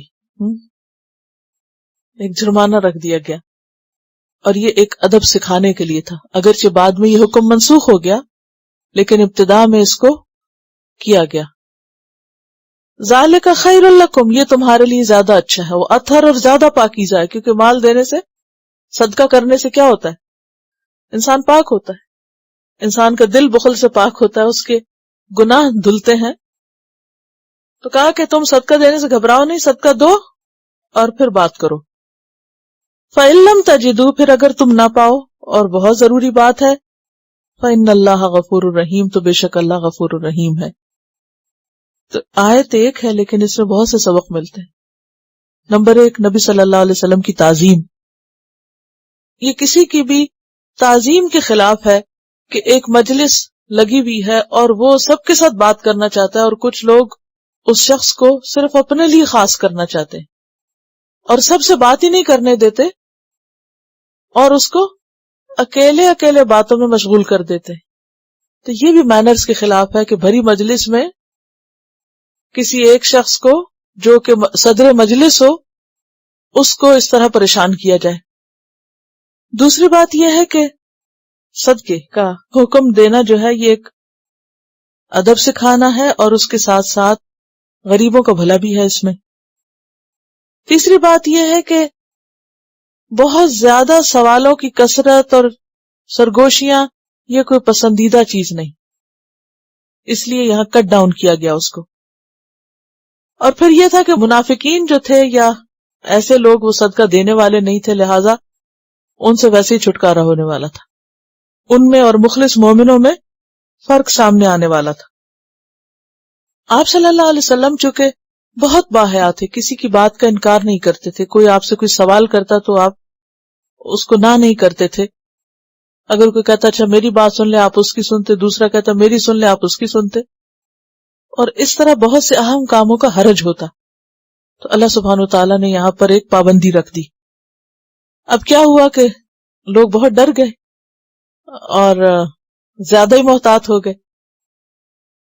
تو فرمایا ااشفقتم ان تقدموا بین یدی نجواکم صدقات، ااشفقتم، کیا تم ڈر گئے، ان تقدموا، کہ تم پیش کرو، بین یدی نجواکم، اپنی سرگوشیوں سے پہلے، صدقات، صدقات، کیا تم اپنی سرگوشیوں سے پہلے صدقہ دینے سے ڈر گئے ہو، گھبرا گئے ہو؟ اشفقتم شفق سے ہے، اور اشفقہ ہوتا ہے کسی کی خیرخواہی کے ساتھ اس پہ تکلیف آنے سے ڈرنا. فَإِذْ لَمْ تَفْعَلُوا، پھر اگر تم نہ کر سکو، وَتَابَ اللَّهُ عَلَيْكُمْ، اور اللہ تم پر مہربان ہے، فَأَقِيمُوا الصَّلَاةَ، تو قائم کرو نماز، وَآتُوا الزَّكَاةَ، اور دو زکوٰۃ، وَأَطِیعُوا اللَّهَ وَرَسُولَهُ، اور اطاعت کرو اللہ اور اس کے رسول کی، وَاللَّهُ خَبِيرٌ بِمَا تَعْمَلُونَ، اور اللہ خوب خبر رکھتا ہے جو بھی تم عمل کرتے ہو. یہ تیسری دفعہ آ رہا ہے. واللہ خبیر بما تعملون. تو یہ آیت جو ہے یہ پچھلی کو منسوخ کرتی ہے. حضرت علی کہتے ہیں میں ہی وہ واحد شخص تھا جس نے پچھلی آیت پر عمل کیا. جب یہ آیت نازل ہوئی تو مجھے آپ سے کوئی بات پوچھنی تھی، میں نے فوراً صدقہ کیا اور آپ سے بات پوچھ لی. اور اس کے بعد یہ دوسری آیت آ گئی کہ ٹھیک ہے اب صدقہ نہیں، وہ تو صرف ایک جیسے کہتے ہیں نا کہ ایک ڈسپلن قائم کرنے کے لیے ایک ٹیمپریریلی ایک پابندی لگائی گئی، ایک ایمرجنسی کا ڈکلیریشن تھا، پھر بعد میں اس کو ختم کر دیا گیا، ایک پرماننٹ حکم نہیں رکھا. لیکن اس سے ہوا کیا کہ سب چونک گئے، کیونکہ جب مال خرچ کرنے کی بات آتی ہے نا تو سب نیند سے جاگ جاتے ہیں. اور اس بات کی جو سنجیدگی ہے، کیونکہ مال صرف وہ خرچ کرتا ہے کسی پہ جو سنجیدہ ہوتا ہے، کسی بھی چیز میں، کسی بھی کاز میں. فرمایا کیا تم صدقہ کرنے سے ڈر گئے اپنی سرگوشیوں سے پہلے صدقہ کرنے سے؟ تو اگر تم اب نہ کرو تو کوئی بات نہیں، آئندہ کے لیے جو بنیادی کرنے کے کام ہے، نماز ہے، زکوٰۃ ہے، اللہ رسول کی اطاعت ہے، اس پر تم جمے رہو. اور اللہ تو الم تر الی الذین تولوا قوما غضب اللہ علیہم، کیا تم نے دیکھا ان لوگوں کو، یہ الم ترا کی بھی تکرار ہے، کن لوگوں کو؟ تولوا، جو دوستی کرتے ہیں، محبت رکھتے ہیں، قومن، ایک ایسی قوم سے، غضب اللہ علیہم، جن سے اللہ غضبناک ہوا. کیا تم نے دیکھا ان لوگوں کو جو ان سے دوستی کرتے ہیں جن سے اللہ ناراض ہے، یعنی مغضوب علیہم ہے. پیچھے ان کی تفصیل گزر چکی ہے. ما ہم منکم ولا منہم، ایسے لوگ نہ تم میں سے ہیں نہ ان میں سے. اشارہ ہے دراصل منافقین کی طرف جو یہود سے دوستی رکھتے تھے. مدینہ میں 3 گروہ تھے نا، ایک مسلمان تھے، ایک منافقین تھے اور ایک اہل کتاب تھے. منافقین جو تھے یعنی ایک ٹرائنگل ہے نا، ایک طرف مخلص مومن ہے، ایک طرف منافق اور ایک طرف اہل کتاب ہے. منافقین جو تھے یہ دراصل کسی کے بھی نہیں تھے، انہوں نے فائدے اٹھانے کے لیے اپنے اسلام کا اظہار کر دیا جبکہ یہ سچے مومن بھی نہیں تھے، اور دوسری طرف یہود سے بھی خوب بنا کے رکھی ہوئی تھی. تو کہا یہ جا رہا ہے کہ تم دیکھ رہے ہو ان لوگوں کو کہ جو تمہاری بجائے تمہارے دشمنوں سے دوستی کر رہے ہیں. وَيَحْلِفُونَ عَلَى الْكَذِبِ، اور قسمیں کھاتے ہیں جھوٹ پر، یعنی جھوٹی قسمیں کھاتے ہیں. وَهُمْ يَعْلَمُونَ، اور وہ جانتے ہیں. تو یہاں دراصل منافقوں کے کردار کو تھوڑا کھول کے بیان کیا جا رہا ہے. اعد اللہ لہم عذابا شدیدا، اللہ نے ان کے لیے شدید عذاب تیار کر رکھا ہے. کن کے لیے؟ منافقین کے لیے. انہم ساء ما کانوا یعملون، بے شک وہ بدترین ہے جو وہ عمل کر رہے ہیں. ان کے اعمال نہایت برے ہیں، اور خاص طور پر یہ عمل کہ تمہارے دشمنوں سے دوستی رکھے. کیونکہ دوست کا دشمن بھی کیا ہوتا ہے؟ دوست کا دشمن دشمن ہوتا ہے. جو اللہ رسول کا دشمن ہو اس سے انسان دوستی کر لے تو اس کا کیا مطلب ہے؟ کہ آپ کو اللہ رسول سے پھر کوئی دلچسپی نہیں. اگر کوئی آپ کے بچے کو تکلیف پہنچائے تو آپ اس سے دوستی کر سکتے ہیں. اگر کوئی آپ کے دوست کو برا بھلا کہے تو آپ اس سے دوستی کریں گے؟ کیا پھر آپ کی اپنے دوست سے دوستی رہے گی؟ نہیں. لیکن یہ منافق، ان کی عقل کم تھی. الا انہم ھم السفہاء، یہ ایسی ایسی حرکتیں کرتے کہ جس سے صریحاً اسلام کو نقصان پہنچتا. تو فرمایا کہ ان کو ہوش نہیں آتی، یہ دراصل شدید عذاب کے مستحق ہیں. سورۃ النساء میں بھی ان کے کردار کے بارے میں کہا گیا مذبذبین بین ذالک لا الہ ہؤلاء ولا الہ ہؤلاء، یہ تذبذب میں نہ ادھر کے ہیں نہ ادھر کے ہیں، دھوکے باز ہیں. یخادعون اللہ والذین آمنوا. اور یہ جو بات ہے ان کے قسمیں کھانے کی، جھوٹ پہ قسمیں کھاتے ہیں، تو کون کون سی قسمیں کھاتے تھے یہ؟ سورۃ التوبہ میں اور سورۃ المنافقون میں بہت تفصیل سے ان کی ایسی جھوٹی قسموں کا ذکر آتا ہے کہ جھوٹی قسمیں کھانے والے لوگ ہیں. مثلا یحلفون باللہ لکم لیردوکم، اہل ایمان کے پاس آ کے قسمیں کھاتے کہ وہ مان جائیں. واللہ ورسولہ احق ان یردوہ، حالانکہ اللہ اور اس کا رسول زیادہ حقدار ہے کہ وہ اسے راضی کریں. سورۃ توبہ میں آتا ہے وَسَيَحْلِفُونَ بِاللَّهِ لَوِ اسْتَطَعْنَا لَخَرَجْنَا مَعَكُمْ يُهْلِكُونَ أَنفُسَهُمْ وَاللَّهُ يَعْلَمُ إِنَّهُمْ لَكَاذِبُونَ۔ اور یہ قسمیں کیوں کھاتے تھے جھوٹی؟ تاکہ مسلمانوں کی پکڑ سے اور ان کی لان تان سے بچ جائیں۔ اتخذوا ایمانہم جنۃ، انہوں نے اپنی قسموں کو ڈھال بنا رکھا تھا کہ مسلمانوں کے غضب سے اور پکڑ سے بچ سکیں۔ فرمایا اتخذوا ایمانہم جنۃ، انہوں نے بنا رکھا ہے اپنی قسموں کو ڈھال۔ ڈھال کیا ہوتی؟ دشمن کے حملے اور وار سے بچاتی، اور یہ بھی جن سے ہے، یعنی چھپنے کے لیے، اور یہ دونوں معنوں میں استعمال ہوتا ہے، مادی اور مانوی۔ اتخذوا ایمانہم جنۃ، انہوں نے اپنی قسموں کو ڈھال بنا رکھا ہے۔ فصدوا عن سبیل اللہ، تو انہوں نے روک رکھا ہے اللہ کے راستے سے۔ یہ کیسے؟ جھوٹی قسمیں کھانے والے اللہ کے راستے سے کیسے روکتے ہیں؟ زبان سے بھی روکتے ہیں اور عمل سے بھی روکتے ہیں۔ مثلا اہل ایمان کو کہتے تھے تم کیوں اپنی جانیں کھپاتے ہو، کیوں تم جنگ کے لیے روز نکلتے ہو، ہمارے ساتھ رہا کرو، پیچھے رہا کرو۔ یعنی اللہ کے راستے میں جان قربان کرنے والے اور مال قربان کرنے والے لوگوں کے حوصلے توڑتے تھے، انہیں دین کے راستے میں قربانی نہیں کرنے دیتے تھے۔ تو گویا یہ اللہ کے راستے سے باقاعدہ زبان سے روکتے تھے لوگوں کو کہ جنگ میں نہ نکلو، دین کے لیے مت نکلو۔ فَلَهُمْ عَذَابٌ مُّهِينٌ، ان کے لیے عذاب ہے رسوا کن، ذلیل کرنے والا۔ اور یہ سب کچھ کیوں کرتے تھے؟ کیوں نیکی کے راستے سے روکتے؟ کیوں قسمیں کھا کے جھوٹی غلط کام کرتے؟ صرف دنیا کے تھوڑے سے فائدے کے لیے۔ اس کے بارے میں فرمایا لن تغنی عنہم اموالہم، ہرگز نہ کام آئیں گے ان کو ان کے مال۔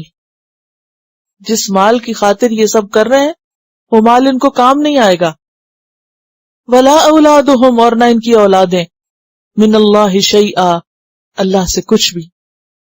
اولئک اصحاب النار، یہی لوگ آگ کے ساتھی ہیں، ہم فیہا خالدون، وہ اس میں ہمیشہ رہنے والے ہیں، ہمیشہ رہنے والے۔ تو اس سے کیا پتہ چلتا ہے کہ عموماً انسان اللہ کی نافرمانی دنیا کے فائدے کی خاطر کرتا ہے، دنیا کے فائدے کی خاطر دین کو بیچتا ہے۔ تو انسان کو یاد رکھنا چاہیے کہ قیامت کے دن اللہ کے عذاب سے کوئی بھی نہیں بچا سکے گا، نہ مال، نہ اولاد، نہ دوست، نہ رشتہ دار، کوئی بھی نہیں۔ لہذا کسی کی خاطر اپنی آخرت برباد مت کرو۔ یوم یبعثہم اللہ جمیعا، جس دن اللہ ان سب کو اٹھا دے گا، ایک کو بھی نہیں چھوڑے گا۔ فیحلفون لہ، پھر وہ اس کے لیے قسمیں کھانے لگیں گے، وہاں جا کے بھی قسمیں کھائیں گے۔ کما یحلفون لکم، جیسی قسمیں تمہارے لیے کھاتے ہیں۔ ویحسبون، اور وہ سمجھتے ہیں، انہم علی شیء، کہ وہ ایک چیز پر ہیں، یعنی بڑے مقام پر ہیں۔ الا انہم ہم الکاذبون، خبردار بے شک وہ وہی دراصل جھوٹے ہیں۔ وجہ کیا ہے ان کے ان جھوٹی قسمیں کھانے کی اور اللہ کے راستے سے روکنے کی؟ نہ خود نیکی کرنا، نہ کسی کو کرنے دینا۔ بات یہ ہے کہ استحوذ علیہم الشیطان، شیطان ان پر چھا گیا ہے، غالب آ گیا ہے، شیطان نے ان پہ قابو پا لیا ہے، ان پہ مسلط ہو گیا ہے، ان کو شیطان نے اپنی گرفت میں لے رکھا ہے۔ استحوذ کا لفظ جو ہے نا، یہ حاذ یحوز حوض سے ہے۔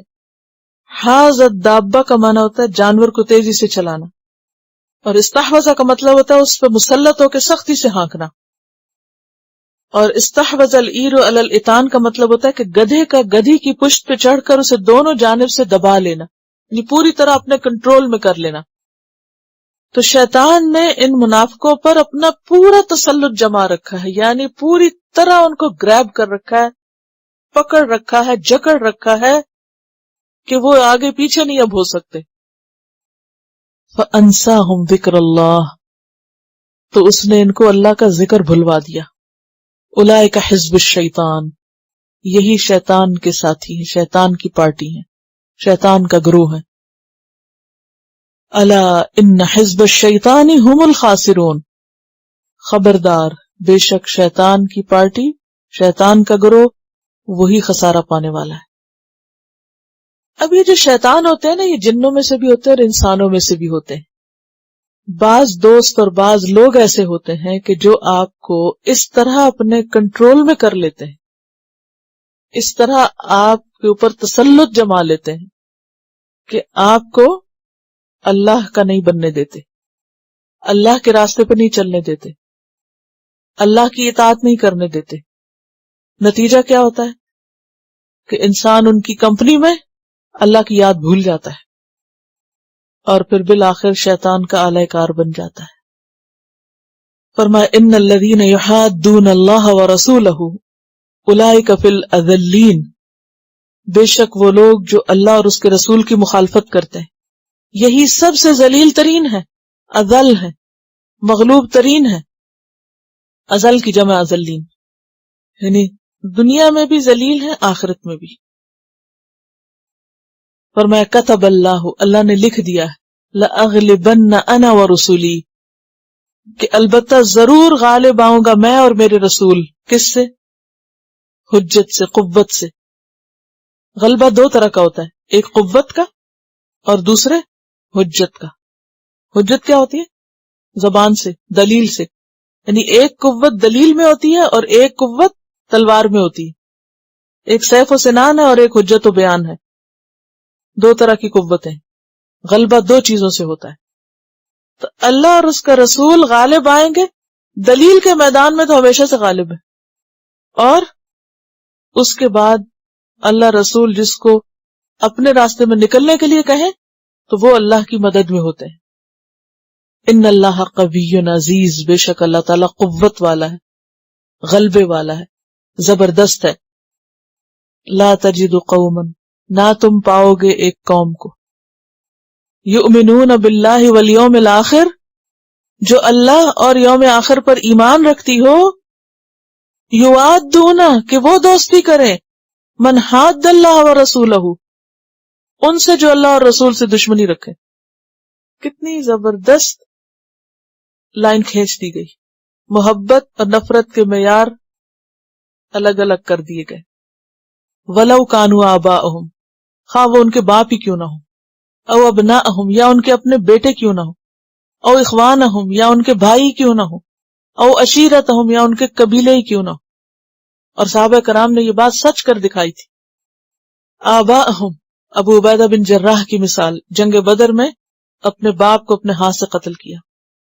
ابناءہم میں حضرت ابو بکر کی مثال، جس میں انہوں نے اپنے بیٹے عبد الرحمن سے کہا تھا کہ اگر تم میری تلوار کے وار میں آتے میں تمہیں نہ چھوڑتا، کیونکہ انہوں نے کہا تھا کہ آپ میری تلوار کے وار تلے کئی دفعہ اور میں بچا گیا آپ کو، تو انہوں نے کہا کہ اگر تم آتے تو میں نہ چھوڑتا.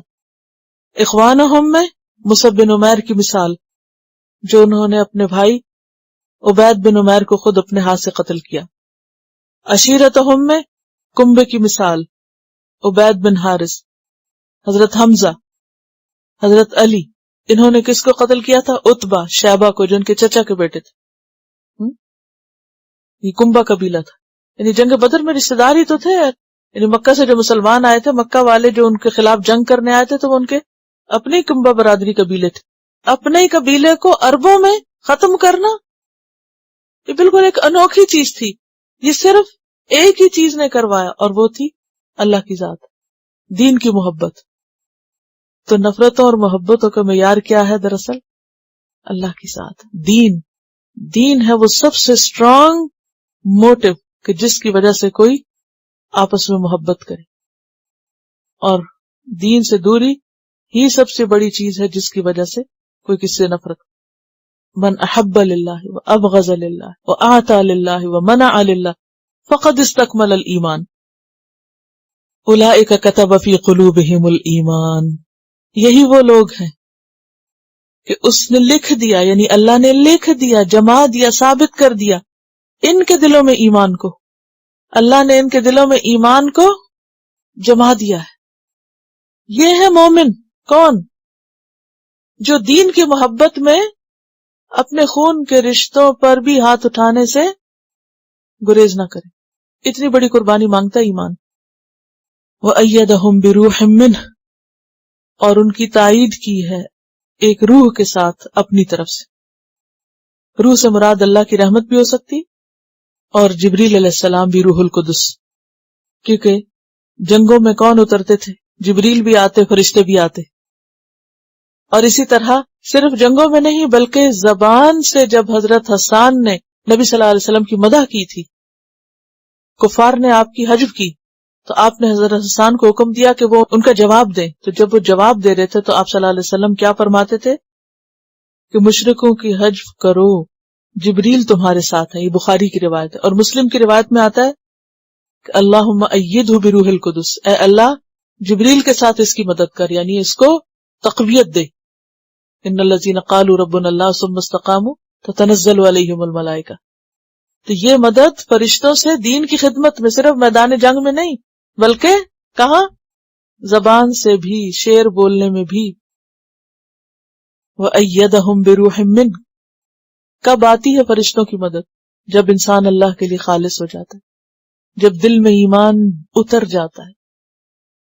اور ایسے لوگوں کا انجام کیا؟ وَيُدْخِلُهُمْ جَنَّاتٍ تَجْرِي مِن تَحْتِهَا الْأَنْهَارُ. داخل کرے گا ان کو باغوں میں جن کے نیچے نہریں بہ رہی ہیں. خالدین فیہا، ان میں وہ ہمیشہ رہنے والے ہیں. رضی اللہ عنہم ورضوا عنہ، راضی ہو گیا اللہ ان سے اور وہ راضی ہو گئے اس سے. اولئک حزب اللہ، یہ ہے حزب اللہ، یہ ہے اللہ کا گروہ. الا ان حزب اللہ هم المفلحون. سنو بے شک اللہ کا گروہ وہی کامیاب ہونے والا ہے، وہی فلاح پانے والا ہے.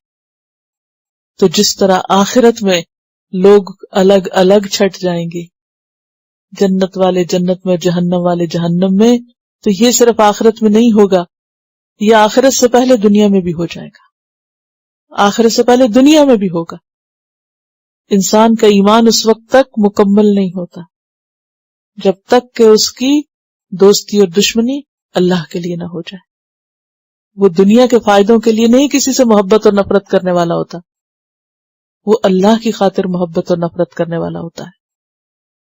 کیا سمجھ میں آیا؟ اللہ ہی کی خاطر جینا اور اللہ ہی کی خاطر مرنا جب تک نہ ہو، اور اہل ایمان کا آپس میں جب تک ایک مضبوط تعلق نہ ہو، اس وقت تک دین پر قائم رہنا مشکل ہے. اہل ایمان ایک دوسرے کو تقویت بخشتے ہیں نیکی اور حق کے کاموں میں. اسی لیے نجوہ کا حکم ہے کہاں؟ جہاں بر کی بات ہو، معروف کی بات ہو، صدقے کی بات ہو، خیر خواہی کی بات ہو. وہ چیز جو عام حالات میں ناپسندیدہ ہے وہاں اس کی بھی رخصت ہے. اللہ کرے کہ جو یہ سبق سورت سکھا رہی ہے وہی سبق آپ اس سے سیکھیں، کیونکہ اس وقت تو مسلمانوں کو صرف جھگڑے ہی کرنے آتے ہیں. سورت المجادلہ ہے، لیکن مجادلہ میں جھگڑے میں جھگڑا کس کا اور کس کا ہوتا ہے؟ اہل ایمان کا تو آپس میں جھگڑے نہیں ہوتے، اہل ایمان تو آپس میں دشمن نہیں ہوتے، اہل ایمان تو ایک دوسرے سے پھٹے ہوئے نہیں ہوتے. اگر سچا ایمان ہو تو خود بخود اتحاد اور اتفاق کی طرف انسان بڑھتا ہے.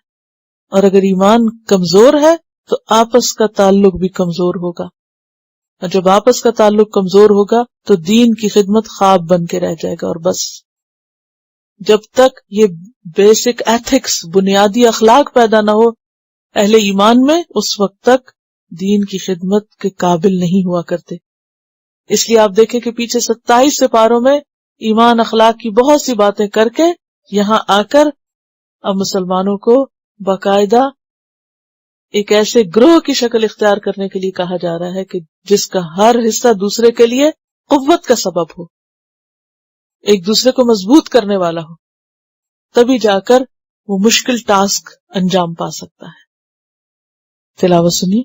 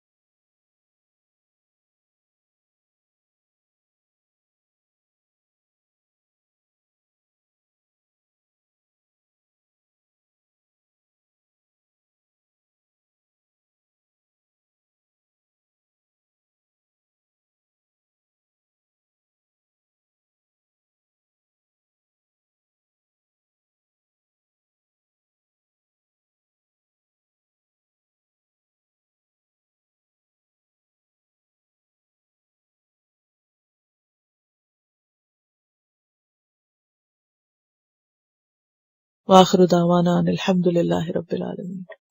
سبحانک اللہم وبحمدک نشہد ان لا الہ الا انت نستغفرک ونتوب الیک. السلام علیکم ورحمۃ اللہ وبرکاتہ. Quran vocabulary 100%. The best application to understand Quran. Study with flashcards. Word list. Learn 25% of Quran vocabulary in 7 days. Multiple MCQs to practice and test vocabulary. Single choice. Multiple choice. True false. Bookmark difficult words. Study wrongly answer words. Test your skills. 12 essential grammar lessons at Learn Quranic Grammar. You can select number of word to study from bookmarks. Select number of times wrongly answered words for study. Test your skills with multiple choice flashcard, true false, matching words and single choice MCQs. Grammar lessons are available in PDF format. Native Quranic and Urdu fonts. Available at Google Play and Apple App Stores. Download it today to contribute in the Islamic Apps Development Project. Quran vocabulary 100% in Urdu. Visit smartappsweb.com.